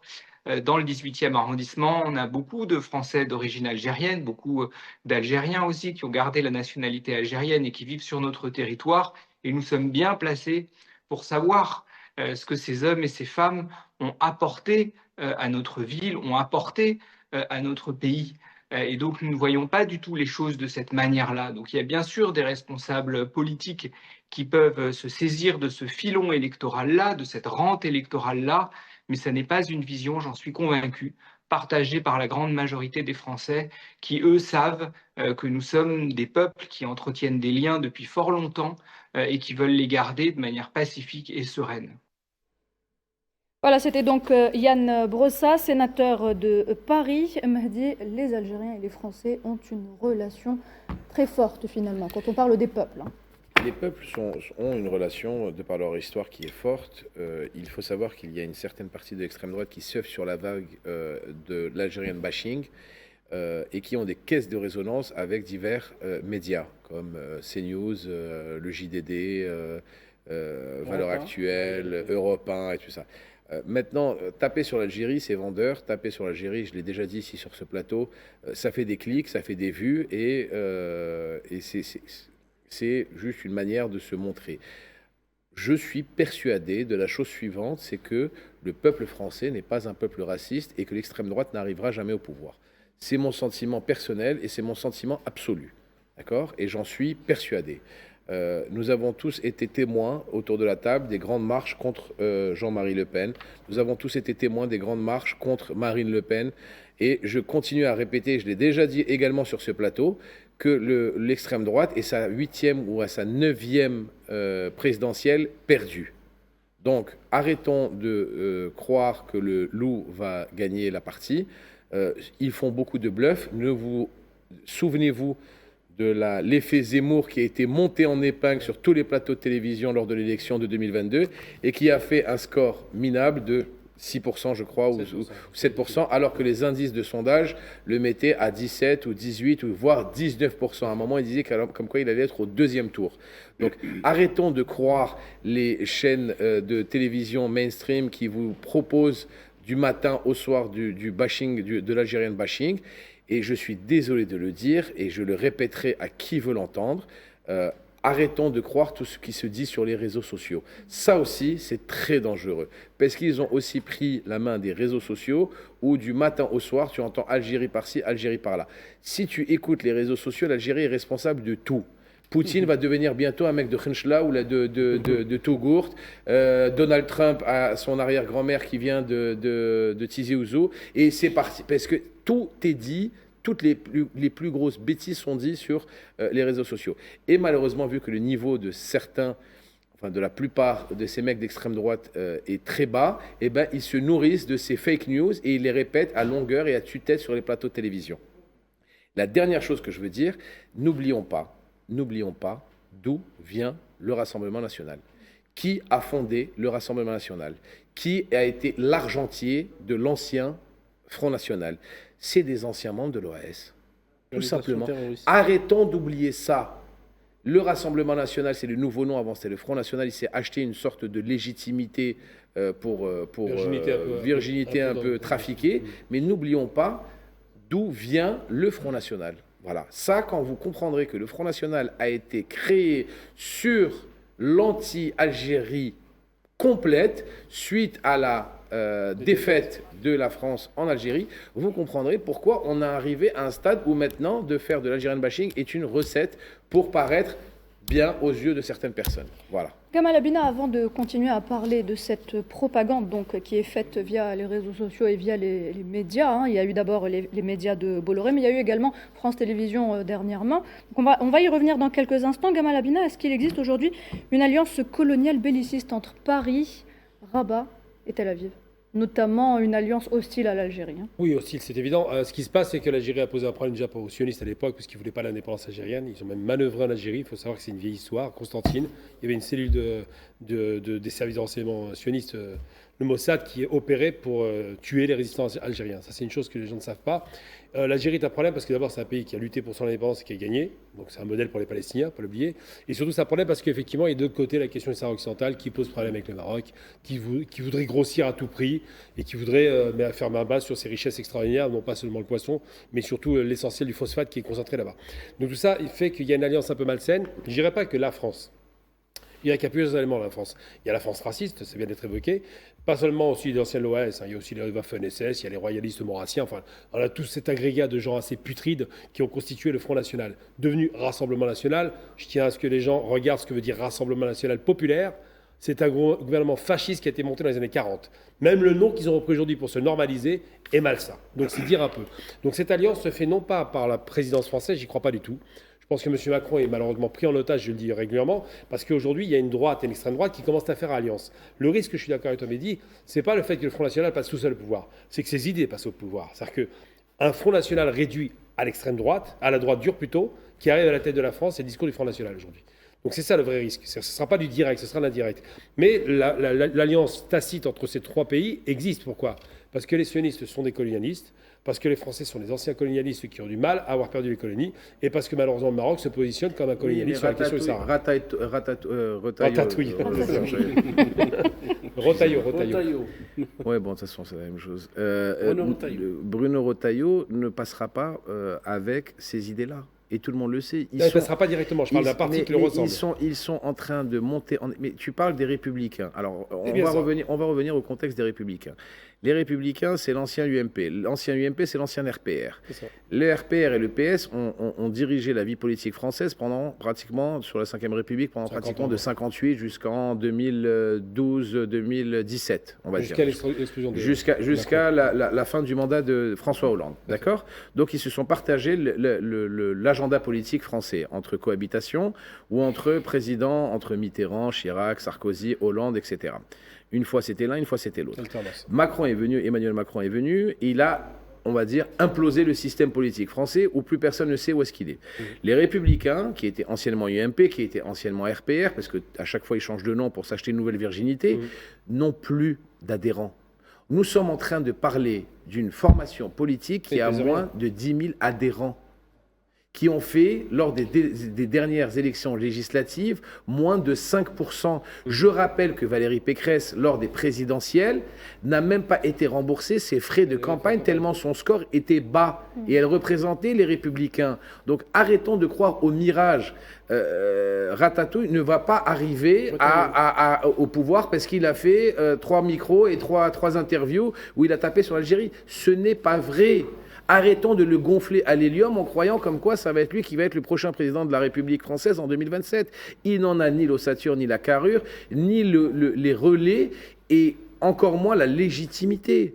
Ne l'oublions pas, ne montons pas, excuse-moi Gamal, nous sommes en train de monter en épingle une personne, comme nous avons monté en épingle Éric Zemmour il y a de ça 3 ans. Excuse-moi, mais Retailleau, c'est pas lui dont je parle de la droite.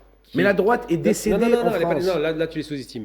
Ils ont toujours les régions, ils sont très implantés, ils ont toujours les municipalités, ils ont toujours un socle électoral qui existe. Ils ont peu d'adhérents, tu as raison, mais ils existent. Pas l'extrême droite. Je parle de la droite. Et cette droite-là, comme dans les années 30 avec l'Allemagne, je veux dire, c'est pareil, c'est la droite qui place Hitler au pouvoir. Qu'est-ce qu'ils font? Ils font alliance, et ça commence à arriver, Bruno Retailleau, qui rappelle Bruno Maigret, donc un loser.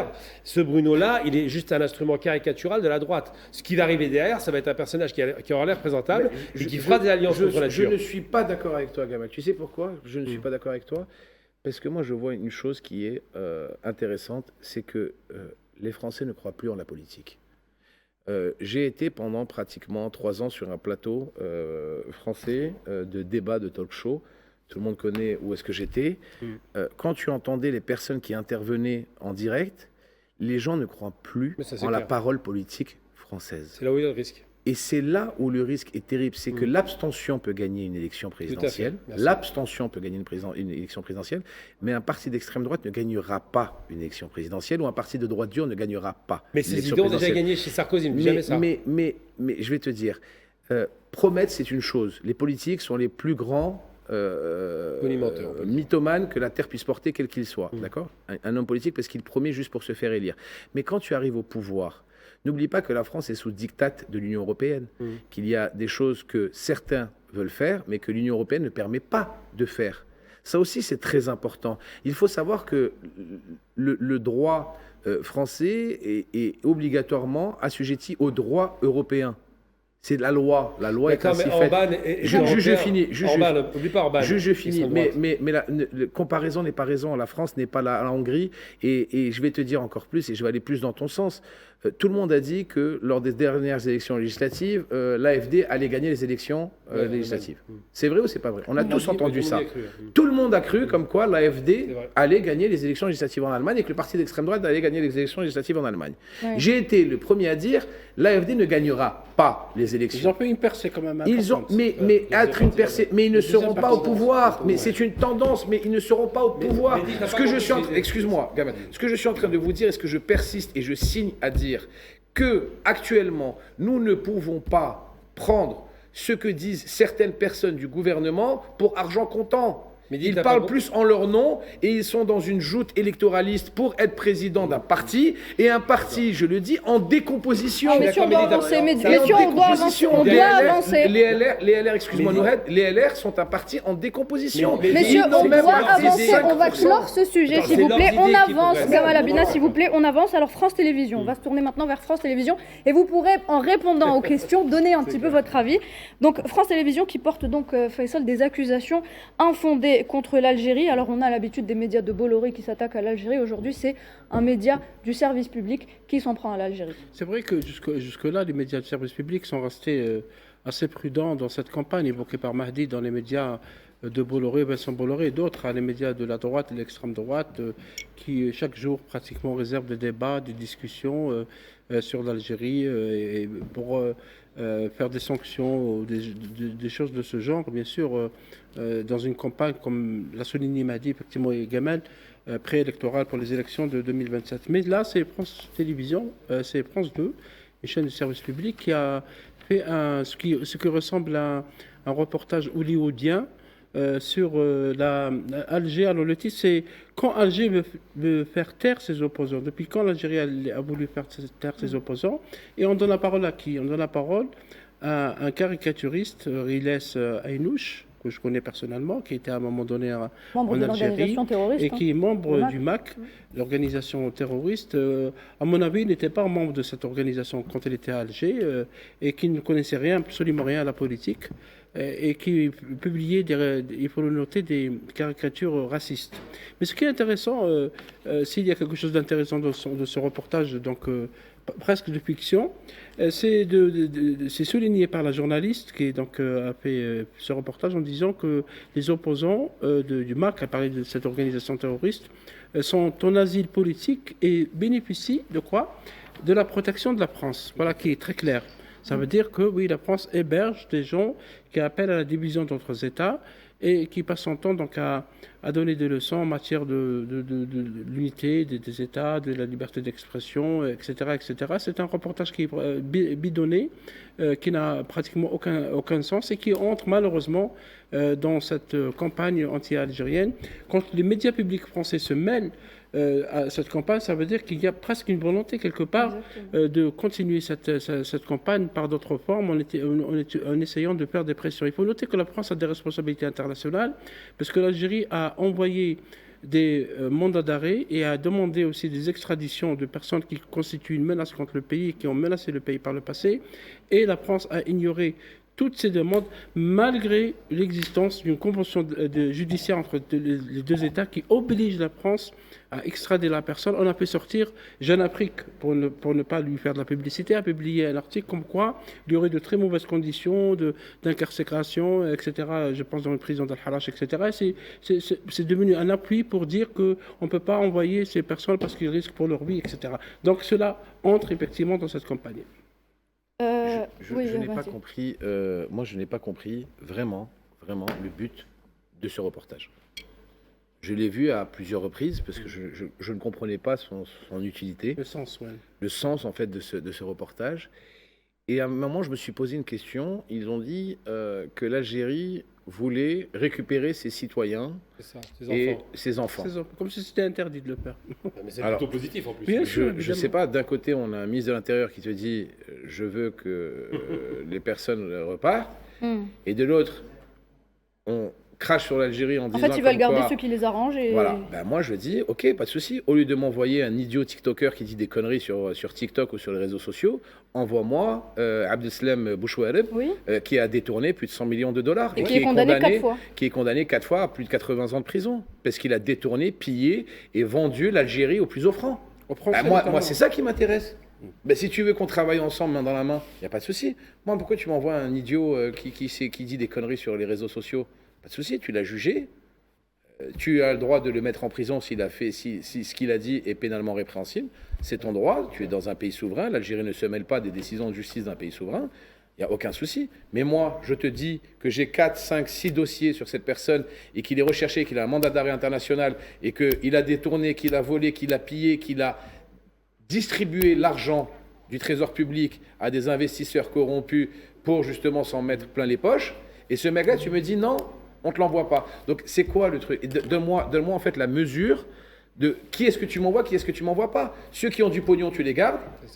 Ceux qui peuvent nous cracher dessus, ceux qui peuvent nous cracher dessus de l'extérieur, tu les gardes. Et les autres, tu me les envoies. Enfin, moi, je veux avoir en fait le curseur. Ouais. Donnez-moi le curseur pour que je puisse comprendre. Ils n'envoient pas les condamnés, par contre. C'est-à-dire un ancien ministre de l'industrie qui a été condamné 4 ou 5 fois en prison, à des peines de prison importantes, où les faits sont avérés, où les faits sont prouvés, sont vérifiés, où il y a une dilapidation de deniers publics qui est avérée, qui part avec le pognon du trésor public et avec le pognon de la corruption dans un pays à l'origine ami, et celui-là, tu ne me l'envoies pas. Ouais. Par contre, tu insistes pour m'envoyer un mec qui touche 1500 balles par mois, qui touche le SMIC et qui dit des conneries sur les réseaux sociaux. Et qui n'était pas encore. Et moi, je dois me taire et accepter et avaler la couleuvre. Bah, excuse-moi. Gamal Abina, aujourd'hui, on peut parler de... pardon, Badis Renissa, j'ai fait l'erreur 2 fois. Badis Renissa, est-ce qu'on peut parler aujourd'hui de violation des conventions diplomatiques? Parce que vous avez vu dans le reportage qu'il y a eu un micro qui a été mis donc au niveau du consulat. Non, je pense qu'au-delà de ça, on n'est pas à ça près. Hein, c'est-à-dire que les violations, on en a vu, on en verra encore, puisqu'encore une fois, et là où je reviens un peu à l'élément fondamental qui est l'Algérie aujourd'hui fait les frais d'une campagne présidentielle avant l'heure. Point.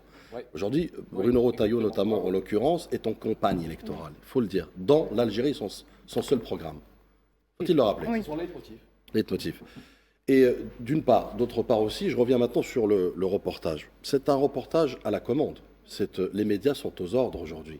Et ce qui nous incite et nous oblige à nous poser la question, qui tire les ficelles? Parce que autant avant on parlait de bolloramisation des médias pour un discours de haine contre l'Algérie, or aujourd'hui il s'avère que c'est un service public, notamment un média étatique, qui reprend le relais, qui devient... Pardon, une parenthèse seulement. Le même reportage, pratiquement mot à mot, est sorti dans l'Express. Pour vous dire que c'est une commande. Donc c'est un dessin, c'est un projet, c'est une feuille de route. La même personne qui a parlé dans le reportage a parlé dans l'Express. Tout à fait. Et c'est là où on revient à ce journalisme de manipulation qui peut-être peut être compréhensible de bonne guerre par des médias privés notamment comme les CNews et autres, mais incompréhensible par un média, en tout cas du service public, qui se donne aujourd'hui le rôle d'être ce média de propagande. Et non, mais c'est très important ce que je veux dire. Il est important de rappeler aussi qui viole les lois. Parce que le narratif français et son évolution inquiétante, aujourd'hui, pose des questions. Parce que dans le narratif français aujourd'hui, notamment porté par Bruno Retailleau en l'occurrence, on est en train d'indexer l'Algérie avec la sécurité des Français. Oui. Et c'est ça, je dirais, le glissement. Alors que l'immigration algérienne ne représente que 11,7% de Finissez l'immigration vos complète. propos. Tout à fait. Non, mais c'est très important. Si on parle des OQTF notamment, le président Macron a évoqué quelques chiffres pour montrer que finalement, c'est que du pipeau ce que raconte Retailleau, notamment en matière des 3000 OQTF, les laissez-passer notamment consulaires. Donc, par contre, si c'est une question de sécurité, pourquoi on ne parle pas de l'assassinat de Philippine, cette Française qui a été tuée par un Marocain, auquel la France avait demandé plusieurs OQTF, notamment, qui ont été refusés par le Maroc. Donc, vous voyez, il y a une approche à géométrie variable. Non, mais je termine. Et puis, pour conclure, parce qu'il parle d'un reportage à charge, notamment, avec des allégations et des inepties incroyables, fantaisistes les unes que les autres, mais de mémoire, 2022, 2023, je pense, qui a exfiltré Amira Bouraoui? 2020. Tout à fait. 2022, non? C'est juste post-Covid. Là est la question. Oui, 2023. Qui s'ingère justement dans des relations d'un pays tiers, souverain? Très bien, merci Badis Khnissa. On continuera donc d'en parler une autre fois, étant donné que les relations entre Alger et Paris, je pense qu'elles ne vont pas s'arranger de sitôt. Mesdames et messieurs, on revient dans quelques instants.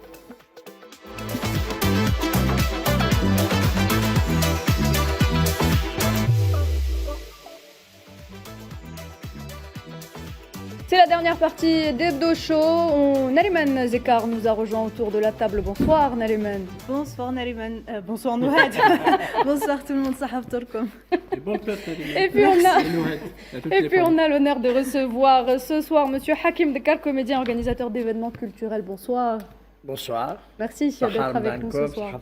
Et puis en fait, bonne fête pour le 8 mars. Donc bonne fête aussi pour la femme algérienne.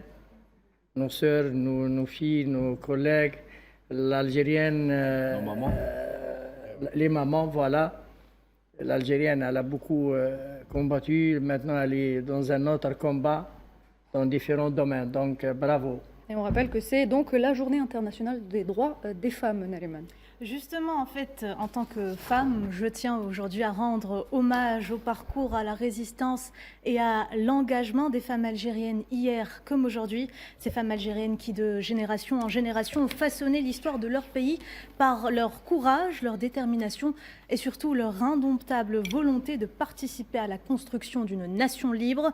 Hier, la femme algérienne incarnait la rébellion face à l'oppression coloniale.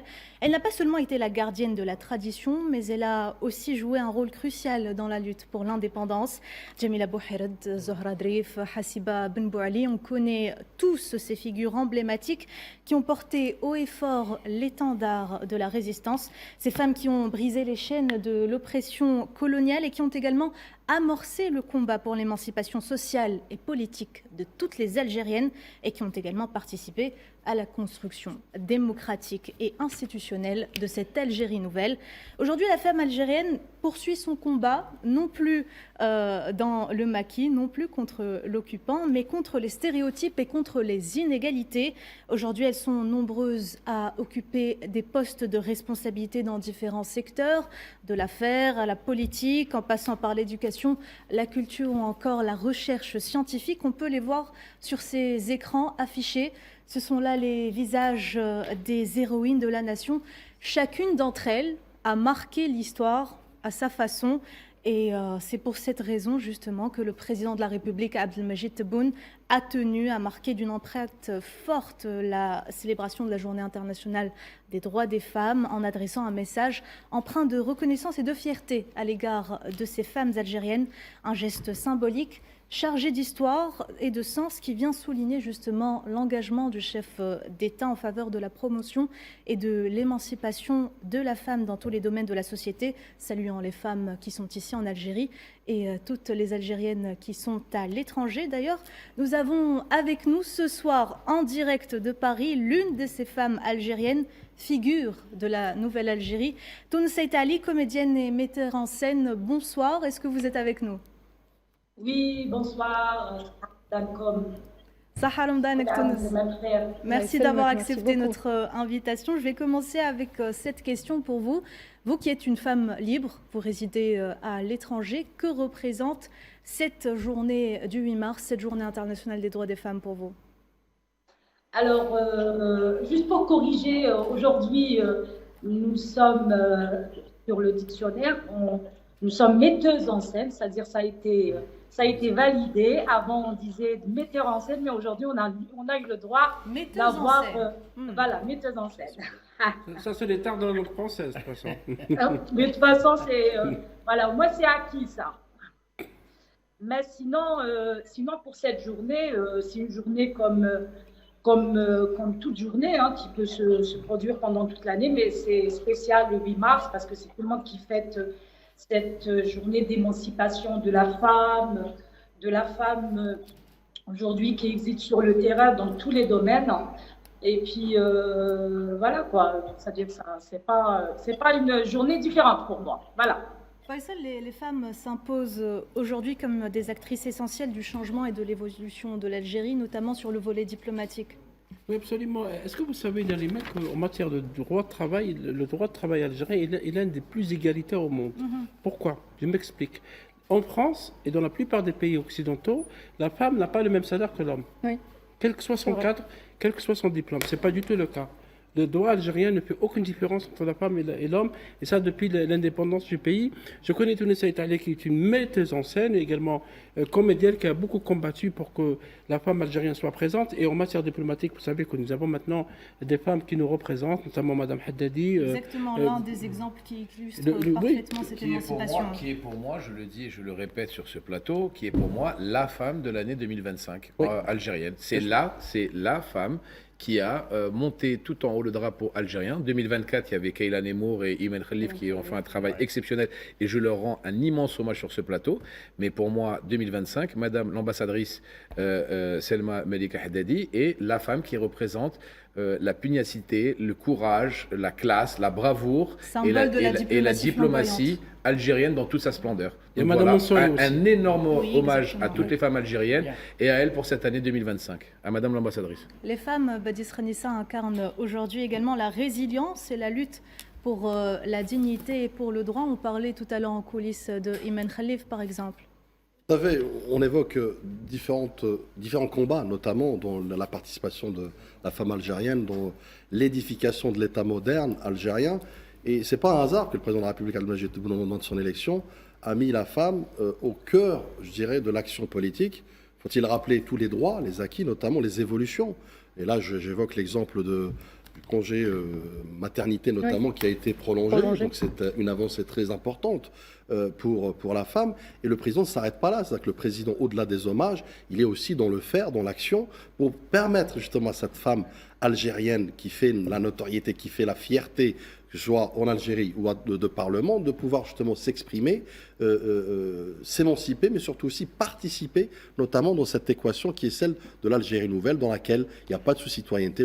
Le président de la République veut qu'effectivement les Algériens soient égaux, et c'est pourquoi aussi il prend à bras-le-corps cette problématique, notamment de l'équité, de l'égalité des chances, pour que la femme soit justement une partie intégrante de l'équation du développement de notre Algérie. Et pour justement, excuse-moi, Naliman, oui. le nouveau gouvernement, le dernier gouvernement, il faut savoir aussi qu'il y a eu quand même 6 femmes qui ont été nommées dans ce nouveau gouvernement ministres, ce qui est un record depuis 1962.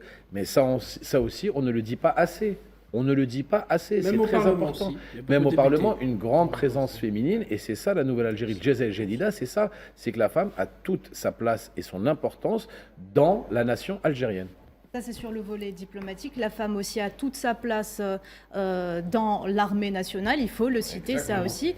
Et je reviens justement vers vous, Tounes Eita Ali. Comment est-ce que vous voyez le rôle de la femme algérienne dans le secteur artistique ? Alors, de passage, avant de commencer, j'aimerais saluer mon collègue Hakim Dekar, je ne l'avais pas vu. Hamdan Hakim, collègue de ma frère, enfin, pour Jma'a Ali tout plateau, mais spécialement Hakim, c'est un collègue, c'est un ami très très cher. Sinon, j'écoutais un petit peu le débat. C'est vrai qu'aujourd'hui, en Algérie, la femme retrouve sa place petit à petit au niveau de la politique, au niveau d'autres volets dans la société. Mais moi, si je peux parler au niveau de mon domaine, qui est l'artistique, nous restons d'abord très minimes, porteuses de projets, metteuses en scène. Je ne parle pas de comédienne parce que c'est accessible, mais être une femme et porter un projet pour monter des spectacles et créer, ça reste quand même toujours un peu difficile. Hein. C'est-à-dire si nous démarchons pas, si nous n'avons pas des dossiers bien préparés, bien définis, ça reste quand même une étape très difficile. Enfin, pas difficile. Alors, si je peux me permettre, madame, lors des dernières assises du cinéma qui a eu lieu il y a à peu près un mois, le président de la République a bien fait justement un discours où il a dit que l'égalité homme-femme devait être respectée dans toute sa partie, enfin, dans tous les secteurs, et en l'occurrence dans le domaine du cinéma, où il y avait les mêmes talents du côté homme que du côté femme, et que le cinéma était l'une des plus belles preuves justement où des grandes metteuses en scène, productrices ou actrices ont fait le rayonnement du cinéma algérien. Donc tout ça, c'est une volonté politique qui se met en marche. Et encore une fois, je pense très sincèrement que l'avenir est devant nous et que l'avenir en Algérie pour les femmes est sous de très très bons auspices. Que pensez-vous justement? Je ne dis pas le contraire. Je ne dis pas le contraire. Je sais qu'il y a une volonté politique, il y a une volonté de Monsieur le Président, mais après sur le terrain c'est autre chose. C'est-à-dire entre le discours qu'on porte et au niveau des droits, il n'est pas très équilibré par rapport au terrain, parce que lorsque nous sommes sur le terrain, c'est là où on voit que c'est pas encore mis en place. Et les gens ont du mal à faire confiance à cette femme créatrice, que ce soit dans le cinéma ou dans le théâtre. Mais c'est vrai qu'il y a une volonté politique et c'est déjà un pas. Voilà. Et si vous voyez, comparaison n'est pas raison, mais quand vous voyez les différents scandales dans le cinéma mondial, et avec l'une des grands scandales des 2 dernières années, avec le scandale Epstein, il fallait toujours passer par le patriarche, on va dire Epstein, et femme ou pas femme, pour justement avoir des rôles dans le cinéma, juste d'actrice, pas de metteuse en scène. Donc l'Algérie sur ça a une avance considérable où nous arrivons justement à avoir des femmes telles que vous, avec un talent tel que le vôtre, pouvoir produire et réaliser et justement représenter la femme algérienne dans toute sa splendeur. Il y a de nombreuses réalisatrices algériennes qui existent. Justement, Hakim Dekar, je reviens vers vous. Que pensez-vous des récentes avancées dans le domaine de la production artistique en Algérie? Concernant la femme artiste. En général. La question, j'ai pas. Je vous ai demandé ce que vous pensiez des récentes avancées concernant la production artistique en Algérie, notamment la production cinématographique à travers les assises et théâtrale. Théâtrale aussi. Comédien de théâtre. Non, maintenant, il y a une volonté claire une volonté claire après les assises de M. le Président. Maintenant, la balle, elle est chez nous. Donc, c'est à nous de trouver les mécanismes, c'est à nous de trouver les solutions pour redonner au 7e art son image, sa gloire, parce que vous savez que le cinéma algérien, elle est née pendant la guerre de la Révolution. Exactement. Donc, le premier film réalisé, produit pendant la guerre, c'est Yasmina. Yasmina, produit avec Jamal Chandarli et toute l'équipe.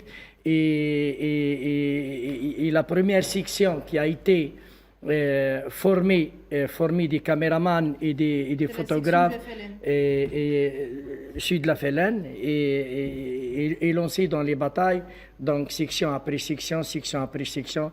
Et après ça, on a eu la gloire du cinéma des années 60 et des années 70. Le théâtre Hakim est né aussi au cours de... Rappelez-vous la troupe du FLN, créée en 1958 par Abdelhalim Raïs, bien sûr. Moi, je vais demander à Faisal Hakim, et je me permets de te couper la parole. Non. Je vais demander à Faisal Metaoui de refaire en boucle le discours du président de la République pour ses assises du cinéma. Parce que je pense que le monde du cinéma dans son ensemble n'a pas bien compris toutes les avancées et tous les moyens qui étaient mis à la disposition du 7e art, donc du cinéma, par le président de la République. C'est un discours historique, c'est la première fois qu'un chef d'État en parle. En fait, excusez-moi, mais je pense qu'on ne se rend pas compte de l'évolution du cinéma suite à ce discours. Des moyens mis à la disposition du cinéma et du 7e art algérien suite à ce discours. C'est incroyable comment le président de la République a dit « Go, je suis derrière vous ». Enfin, c'est fou. Moi, j'ai 40 ans, je n'ai jamais entendu un président, par exemple, dans différents pays occidentaux, les budgets de la culture et du cinéma sont chaque année revus à la baisse. Chaque année. Chaque année. En France, en l'occurrence, tous les ans, le ministère de la Culture donne de moins en moins de subventions au cinéma français. Et là, on a un président de la République qui te dit, lors des assises, il y a un mois ou un mois et demi, qui te dit, stop, arrêtez tout, l'Algérie est derrière vous, les banques publiques algériennes sont derrière vous, le ministère de la Culture est derrière vous, on a une partie qui va être dédiée spécialement au cinéma qui est derrière vous, et toutes les tracasseries habituelles sont derrière vous.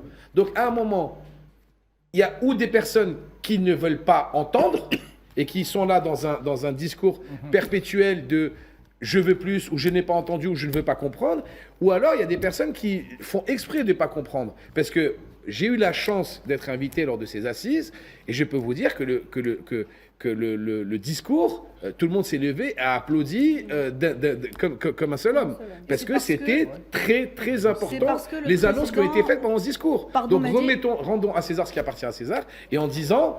On a une volonté politique et on a une volonté économique et on a une volonté logistique de pouvoir développer le 7e art algérien comme jamais depuis l'indépendance algérienne. Mais c'est parce que le président algérien justement considère que le cinéma est un secteur stratégique. Outre le cinéma, il y a aussi la production audiovisuelle. On a remarqué un nouveau dynamisme dans la production audiovisuelle ces dernières années. Qu'est-ce que vous en pensez justement, Hakim Dekar? Je parle pour ce mois de Ramadan, parce que le mois de Ramadan, c'est le mois où les Algériens restent plus ensemble dans leur foyer, surtout après le ftor, pour bien regarder les émissions et tout ça. Et là, la télévision devient le grand divertissement. Et puis, produire, c'est pas une exception algérienne, mais c'est le monde arabe et le monde musulman qui, pour le mois de Ramadan, produisent des séries, des feuilletons religieux, des caméras cachées et tout ça. Et puis là aussi, les annonceurs qui investissent dans la publicité. Et puis là, et après le mois de Ramadan, ça baisse. Donc il faut trouver des mécanismes, il faut trouver des solutions pour que la production continue pendant le reste de l'année. Une dernière question pour Tounes Saïtali qui est avec nous. Tounes Saïtali, on a remarqué que c'est la première fois, comme le disait Hakim Dekar, qu'il y a autant de productions audiovisuelles en Algérie durant le mois de Ramadan. Est-ce que vous pensez que ça a une influence sur la qualité de ces derniers? Ce sera la dernière question de cette émission.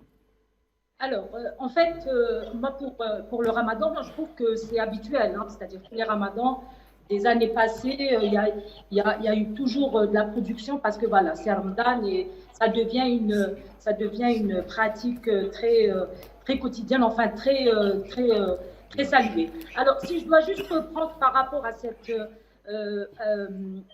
au monsieur qui parlait de cette volonté politique et de ces ouvertures que monsieur le président a présentées pendant les assises.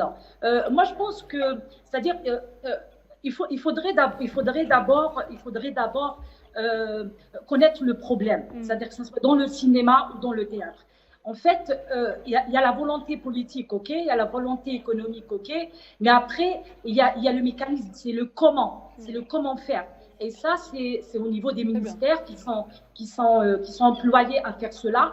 Et si nous prenons l'exemple de l'Europe ou autre, c'est vraiment un autre mécanisme, c'est d'autres aides. Il n'y a pas que l'État qui aide à faire du cinéma ou à faire du théâtre.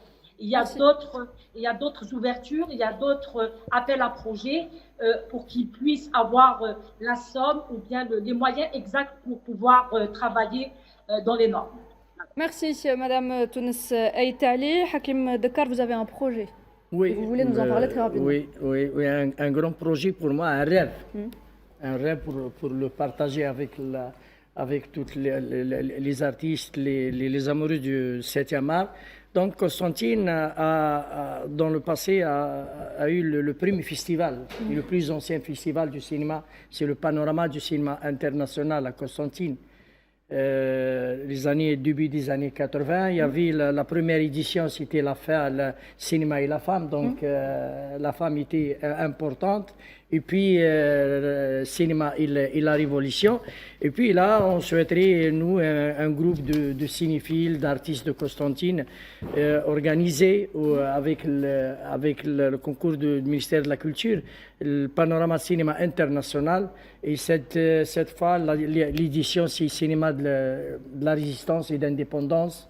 Donc, c'est toujours une ligne que l'État à partager avec les cinéphiles. Merci, donc, monsieur Hakim Dekar. Je suis désolé. Donnez-nous juste une date. La date, on souhaiterait, Inch'Allah, c'est octobre 2025. Inch'Allah. Merci, on sera au rendez-vous. Je suis désolée, c'est la fin de cette émission, mesdames et messieurs. À très bientôt, mesdames et messieurs. Merci de nous rester fidèles.